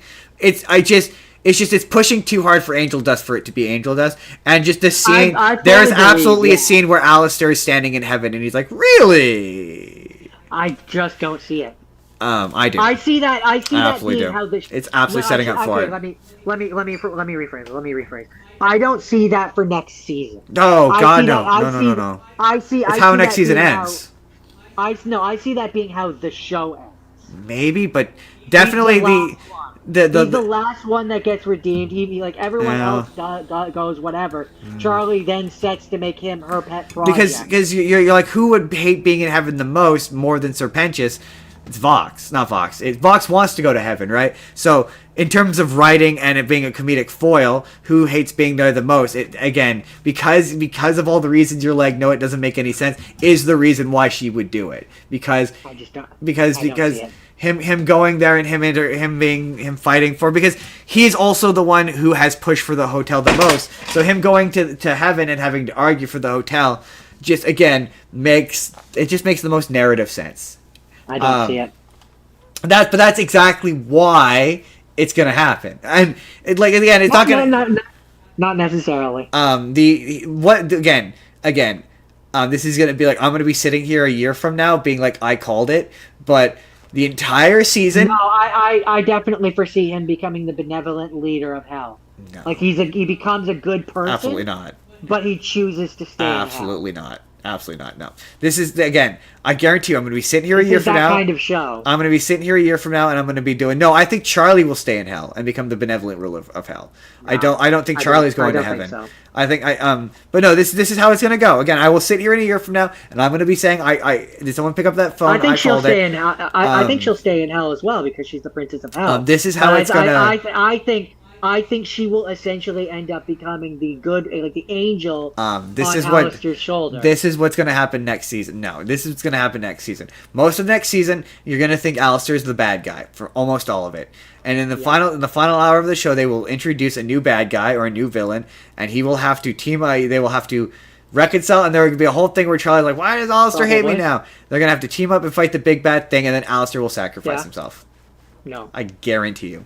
You. I guarantee you it's going to happen. No. And I think that there's going to be a B plot with Angel Dust where Keith David and Cherry Bomb are trying to, or conversely, they're gonna open a thing where you can travel between both, and they're gonna break. But I guarantee you, Alistair will sacrifice himself. He will absolutely sacrifice himself for Charlie. Oh, he might sacrifice himself. He won't end up in heaven. He will absolutely wind up in heaven. No, absolutely, he won't. He absolutely no. won't. I guarantee. There's certain characters that I guarantee you are gonna end up in heaven by the end of the show. It's him. It's Angel Dust. And now that you put the idea in my head, it's probably Vox. Like all the characters you don't think are gonna go there are all gonna go there for the exact reason why you don't think they're gonna. I could see him ending up there eventually, not next season. End of season 3. End of season 3. End of season 3. It's gonna. That's where I'm like, you're right. Not next season. Season 4. Season 4. He will be in heaven. At the beginning of season 4, he absolutely will. It'll be the last. It'll be the big twist at the end of season 3. You'll be like, it'll get to the end. You'll be like, oh my god, you'll think Vox is dead, and then the next season will open up, and it'll open with him in heaven. I guarantee you. No, I don't want to guarantee. I don't like guaranteeing anything, but I will be shocked if I'm not sitting here. They will have to do something truly remarkable to shock me. The only thing. There's nothing that they could do that would shock me. The only thing that makes sense for fucking Alistair is he ends up becoming the benevolent leader. Absolutely not. That does not. No. That's the only thing that makes sense. No. There's no way he ends up. Because that's obvious. Because that's obvious. The way they've written him. That's exactly why it'll happen. No, that's exactly why it won't happen. Because again, no, that's exactly why it will happen. Vizzy Pop, the woman who writes this show, thinks she's more clever than she is. So you have to go because which is why setting him up as the red herring of the person that goes. But he's not. Is what she would do. But he's not the red herring. The red herring in the show.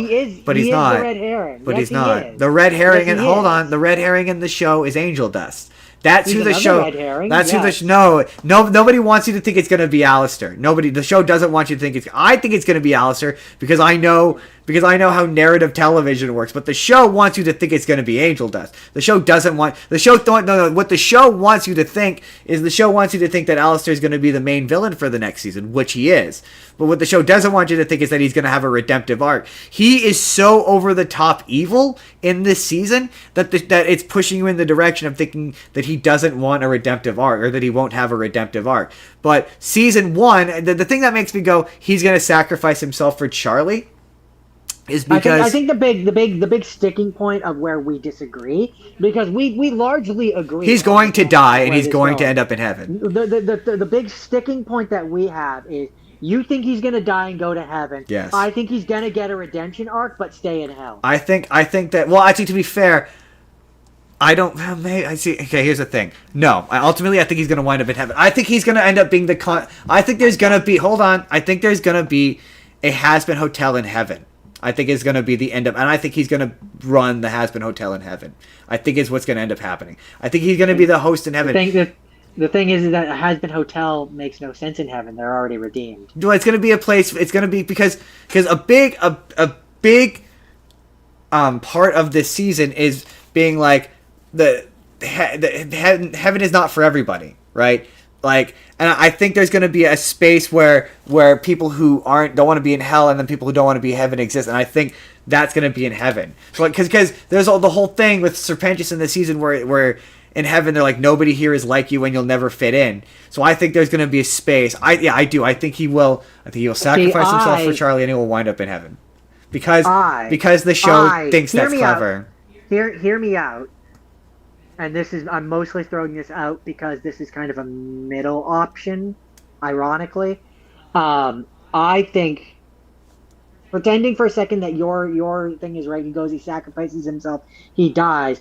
I think a new place is created at that point, which is the middle point between heaven and hell. But also, it is the kind of show to just be lazy and have him go full bore, cartoonishly evil, and just get killed at the end of the next season. It is also that kind of show. But there's too much in that first season of him protesting too much, of him pretending. If I hadn't seen clips of him interacting with the guests in the first season, my opinions might be different. But they're writing him as a character who he's not the radio demon anymore. And this season is very much him trying to pretend that he still is and still trying to hold on to that identity. And I think that's all a red herring. And I think the show is really leaning hard into angel dust. So you think that he will just be a straight up villain.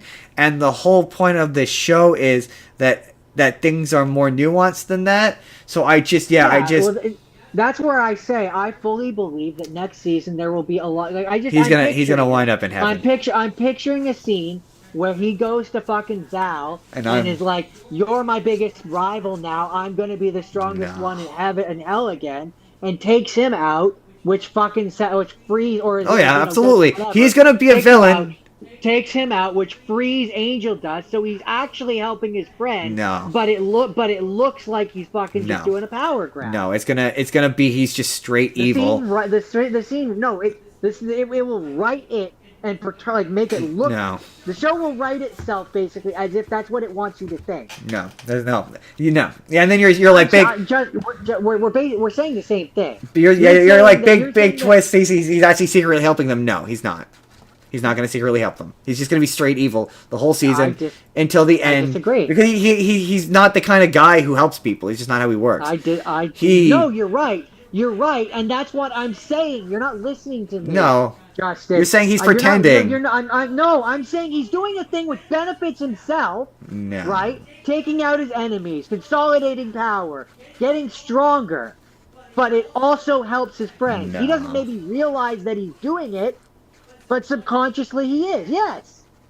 You think he's going to end up in heaven when he's just been straight evil for a season? I think he's going to sacrifice himself. I think if he's ever going to end up in heaven, it's because he was secretly doing the right thing all along. Not how this show works. Even if he didn't know it. That's not how this show works. Yes, it is. No. Because that's what Sir Pretentious did. Serpentis, and no.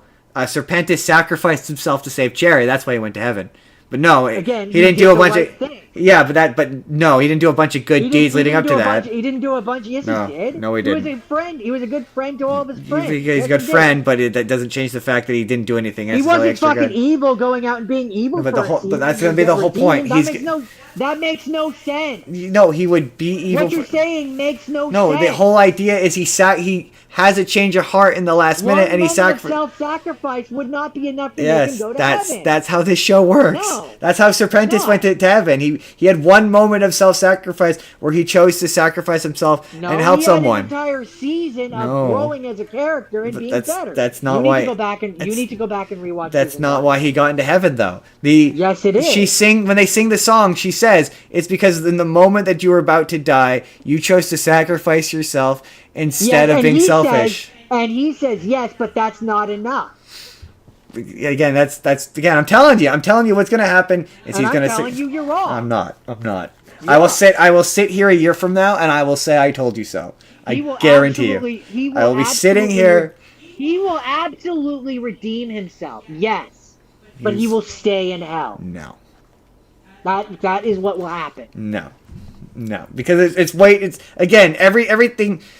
It's based on the kind of show this is in the writing. It thinks Vox will be the one who gets redeemed because he learns to forgive Alistair and moves on. I mean, it's believable, but it's not clever enough. It's not self-clever enough. That's the thing. It's exactly the correct amount of clever that they've displayed on this show. That's why I say it's possible, but it's not clever enough. She really seems to, again, in interviews, she really seems to like identify with Alistair and like Alistair, and like they're apparently introducing new. I'm gonna say yes. It's based on out of text shit, but she's the creator. It's just everything that she's implied, everything that she's saying indicates that there is a twist coming. There is an idea coming that she thinks is really clever. And yeah, Vox becoming a good guy certainly is up there, but Alistair going to heaven, absolutely. Again, the scene writes itself. He's the character you. That's my point. You're not getting the point though. The reason, the fact that you don't see it is what makes it. You're coming at this from the perspective of a person who doesn't think they're clever. You have to. I do think I'm clever, and I don't think that's clever. To me, that's the most obvious thing. But it's not. It is. Not to it. But yeah, you got to keep in mind we're special. So like what we think is the most obvious thing is not necessarily the most obvious thing. But you just said to me that I'm coming at it from a position where I'm not thinking about it. It's not clever. No, you're not coming at it from a person who thinks they're clever, like in an arrogant way. Like you have to be like, what is the most? I think I'm smart, and nobody will ever figure this out. Yes, the guy who is obviously going to be the main villain, like a regular person would watch this and be like, well, I mean, obviously this is all building towards Alistair being the final villain. Like that's what a person would, a normal person who is not me and you would think. But me, I'm like, if I were really smug about myself. And I had spent a lot of time this season being like, no, he's just... Because this season really wants you to be like, oh, no. All that shit that you thought last season about him being... If I was really smug about myself, what I would do is I would have it be where he slowly consolidates power until he's as strong or stronger than Charlie and Lucifer and Satan. Basically, I would make him become the next Satan. Well, that's what I would do. Yeah, but that's not... Again... You know, from Hell of a Boss? Yeah, where he's in charge of, like, everything? Particularly clever, though. Like, that's exactly as clever as this show gets. That's what I'm saying. It's not, though. It's not self-satisfied. It's not self-satisfied enough. Because him ultimately becoming a good guy, becoming a benevolent leader of hell, is what the fan base would expect. It's what it is what the fan base. What they would expect is for him to fucking go evil and die. I don't think so. Because I don't think they would. No, like, that's why I'm like him winding up in heaven. The only character. I would hate it. The only twist I would be. I guarantee you, I'm going to be sitting here. I will be sitting here. A year from now, being like, I told you so. He's going to sacrifice himself. There's going to be a big battle. Hold on, let me finish. There's going to be a big battle where he has a big, expensive-looking, similar-looking fight to what he had with Vox, where you see a super jazzed up. It's going to be exactly what you said. It's going to be a thing of where he slowly takes out the other Vs, in a fit of, and you're going to be like, oh. Yeah, it's going to be ambiguous, and you're going to be like, oh, is he helping them? Is he not? It's going to be questionable, and it's going to get to the end, and he's going to do it's too much power, I have too much power thing, and he's going to be about to kill Charlie, and he's going to be like, oh no, I've gone too far, and a big evil thing is going to come out, and he's going to defend Charlie, it's going to kill him, and he's going to be like, you need to run away, Charlie, and then he's going to get blown away, and you're going to think he's dead, and then the next season's going to come back, and he's going to be in heaven. Like here's my thing. You're right. He won't be in heaven next season. He will be evil the whole next season. Like this is a hard guarantee he's going to be the villain for next season. But at the end, how he gets there is irrelevant. Or at least one of them. He will die at the end of next season, and in season 4, he is gonna be in some variation of heaven. I don't see him in heaven. I guarantee you. But that's my exact reasoning for why he will go there. Because you don't see it. Because you're like, I don't see that for that character.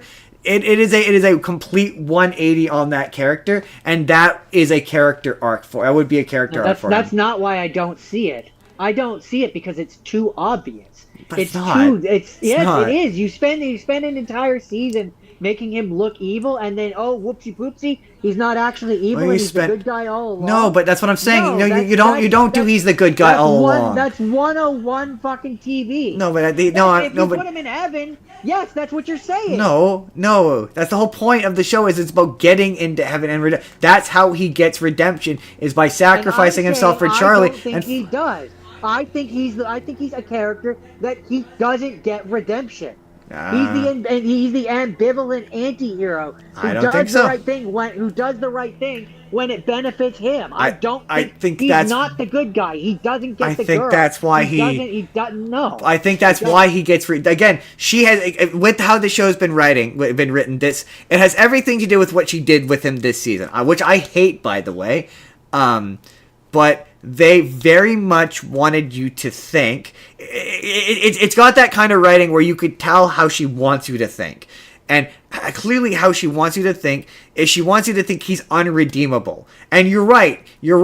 They want you to come upon the idea, especially with Angel. Angel tries to push this idea too, that there are just some people, and the same thing with Vox, where that's why they show you that he's just a deranged killer.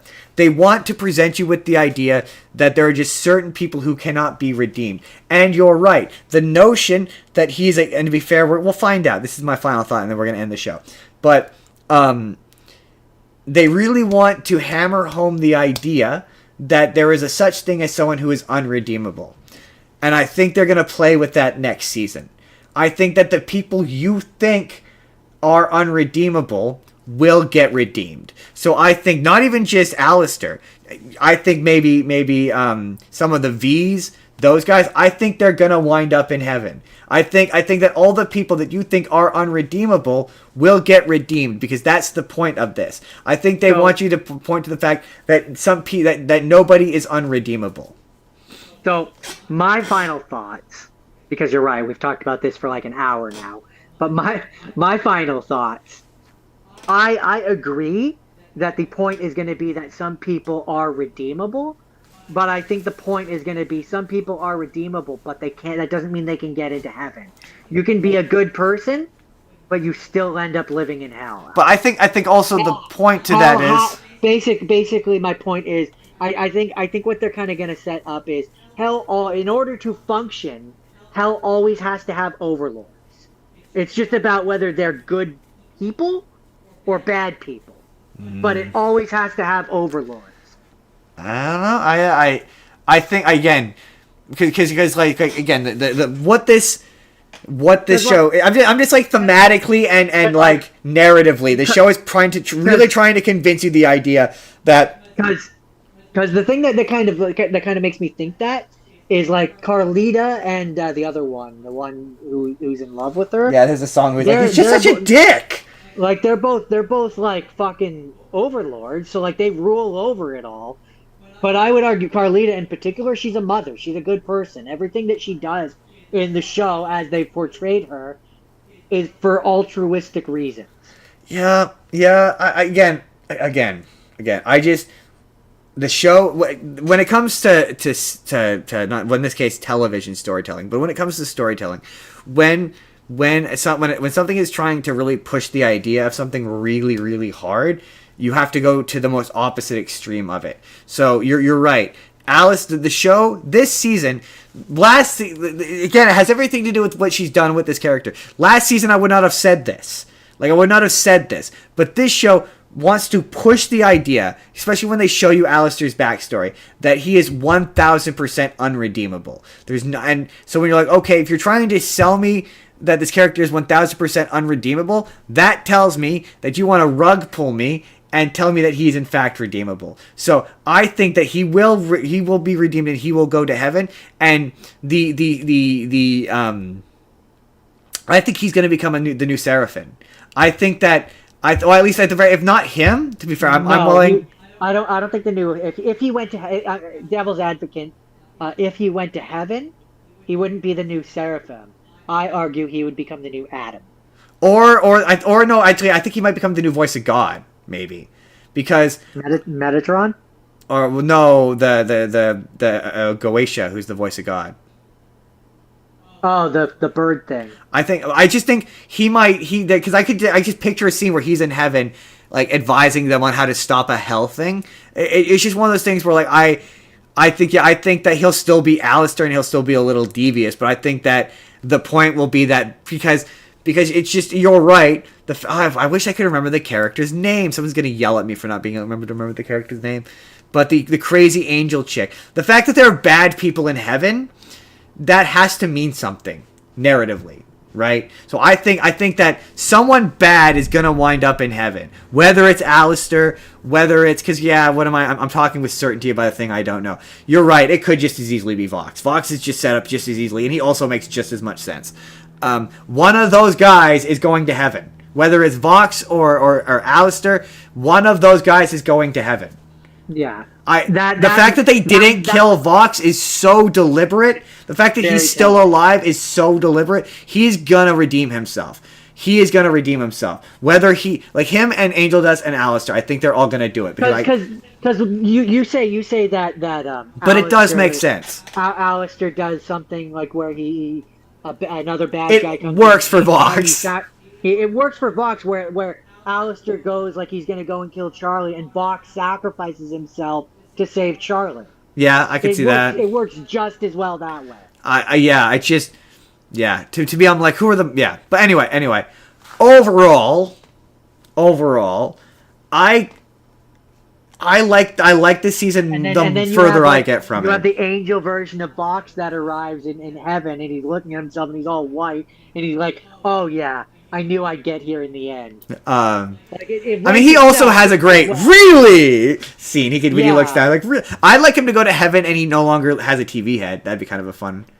That'd be interesting. That'd be interesting. He's just a regular guy again. That'd be kind of fun. Before I wrap up, I have to do some special. Obviously, the performances across the board, all good. I'm becoming more and more a fan every day of Alex Brightman. I fucking love Alex Brightman. He is good in everything. Who is he in this? He's Adam. He's Serpentius. He's he is the clown he's talented. He's so the Serpentius songs. I know I keep going back to them, but like just they're so like they're so vocally impressive. I recently watched the Broadway like, special, and like they're like the equivalent of on the with Aaron and Dan. Yes. Oh my God, you're right. Yeah, Vegeta's Serenade, where you're like, whoa. Like, because he didn't. It just came across like they were like, okay, Alex, we're gonna kill off like your main character, but we're gonna give Serpentius all the best songs, because like he doesn't sing that well in the first season, and then it's just so funny how he just did like they're truly phenomenal performances, because he's singing as Serpentius, and every once in a while the Serpentius voice kicks in, but he still has perfect fucking pitch. It's insane. Like the duet with the Seraphim is kind of incredible. It's kind of an incredible ballad. It's really good. Like the Piss a Love Song is really good. Like it's genuinely really good. Like I say, Gravity, his backup vocals on Gravity are fucking phenomenal. They're so good. That song's just an excellent medley. I love I keep mentioning the song that turns into a Fall Out Boy song, but the bit where he's developing his confidence, and then he puts the helmet on. He's like, "Bitch, you step better, step back," and Adam's spirit appears behind him, and he becomes huge. Oh, so just visually, just so cool, just so. I maintain in that scene though. I maintain it would have been cool if like she went to go and attack him from behind, and Abe or Kane went to defend him, and he was hellish. I don't know if in that scene would have been undercut by that, but it certainly, or I should say that moment, it would have been undercut by that. I like it better where it's just him standing proud. He's finally developed his confidence. But I don't disagree that in that scene overall, or at least some point, Kane should have showed up, because maybe he will next season, because I've seen that question come around a lot. Because it's weird to me that you mentioned Abel and you don't have Kane. But it's Kane and Abel, they're kind of an iconic pair. I enjoy Hazbin Hotel more than I did Hell of a Boss. Anyway, that was season 2 of Hazbin Hotel. I'm excited for season 3. Next week. Next time on Spur of the Moment. It's time to bring back one of my favorite topics we ever did, Jordan, because we haven't done another one since. And that is Big Twist! It's the return of Big Twist! And so, as with Big... I don't remember what either of us chose last time for that one. You can pick... I think I did Sixth Sense. Anyway, when it comes to Big Twist, the question is, does it contain a big twist?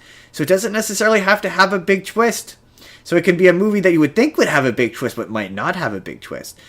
You can pick mysteries, a big mystery, Sherlock Holmes. I want to rewatch Knives Out. You can do that. If the movie has a big twist but is not a mystery, you can watch one of them. Yeah, that's next week. Maybe because it's a mystery, we might see Zootopia 2. I haven't committed myself to it yet. Brought to you by HeatTap. Brought to you by Amazon Prime. So yeah, big twist next week. Mysteries abound. What a twist. What a twist. That's coming next week. In the meantime, Jordan. Oh, actually, no. Before we completely wrap up, I wanted to mention, because I meant to mention this at the top of the show, that we have leapt up in subscribership. We are now at 324. We are a quarter of the way to 400, which obviously means, Jordan, it is time to talk about our 400 subscriber milestone reward. And I have some ideas for. I'm not ready to announce what it is yet. I have some ideas. I have a bottle of hot sauce I'd like to use, which we're thinking of stuff for Jordan to do. Maybe he doesn't have to eat the hot sauce, but we might get something that's kind of less spicy, but still kind of spicy. We'll see. But I would like you guys to leave us suggestions in the comments and tell us what you think we should do at 400 live on stream. What I have the right to veto at least one thing. We want ideas. We're not going to commit to any of them, but we want your suggestions. We want your ideas. We're starting to build an audience, and this is a call to action. We want you to suggest to us what you think we should do for our 400th subscriber special. What should we eat? What kind of hot sauce should we eat? Should we even eat hot sauce? Is there something else we should eat instead? Should we have lemon extract, which we then use into our barbecue sauce? No! Stop! You suggest that every time. No! Because it got the best comedic result from us. Absolutely not. Neither of us are ever eating that lemon extract again. What? You don't want to make lemon squares? Okay, I could be talked into make some lemon squares. Jordan, but yeah. Leave us comments. Tell us. Jordan, where can the people find you? I do Twitch, ZethGore187. I do Minecraft Mondays on that Twitch, and I do this with you. I also do this with you every Saturday, but I'm also on TikTok. At Justin Spurr. I post videos whenever I feel like it on there. We post content multiple times a day, regularly on our personal TikTok, Spur of the Moment P. If you would like to be on the show, be on the Spur of the Moment conversation, please email itsjustinsbusiness@gmail.com, or you know what, just leave a comment and with how to get a hold of you, and I will contact you wherever you like to be contacted. You can do that. That's pretty fun. You could follow us on Patreon, or you could join the Discord, although nobody really uses Discord anymore. Leave us comments. We like comments. We like reading comments. Leave lots of comments. Keep it respectful. Keep it chill. Don't tell Jordan you're going to comedically pie him in the face. Or if you do, he doesn't approve of that. If your comments are mean, I mean, at least make sure they're funny. If you want to see last week's episode, which you absolutely can, you can click the box on the left, and the last week's episode was... What was last week? What did we do last week, Jordan? Oh. I can't remember. Not 100th. Was last week the 100th? No, I said it's not 100th. Off the top of my head, I can't think of it. Oh my god, it's not coming. No, now I need to know. Now I need to know. Now I need to know. Now I need to know, Jordan. Nope, that's not the right button. That's the wrong button.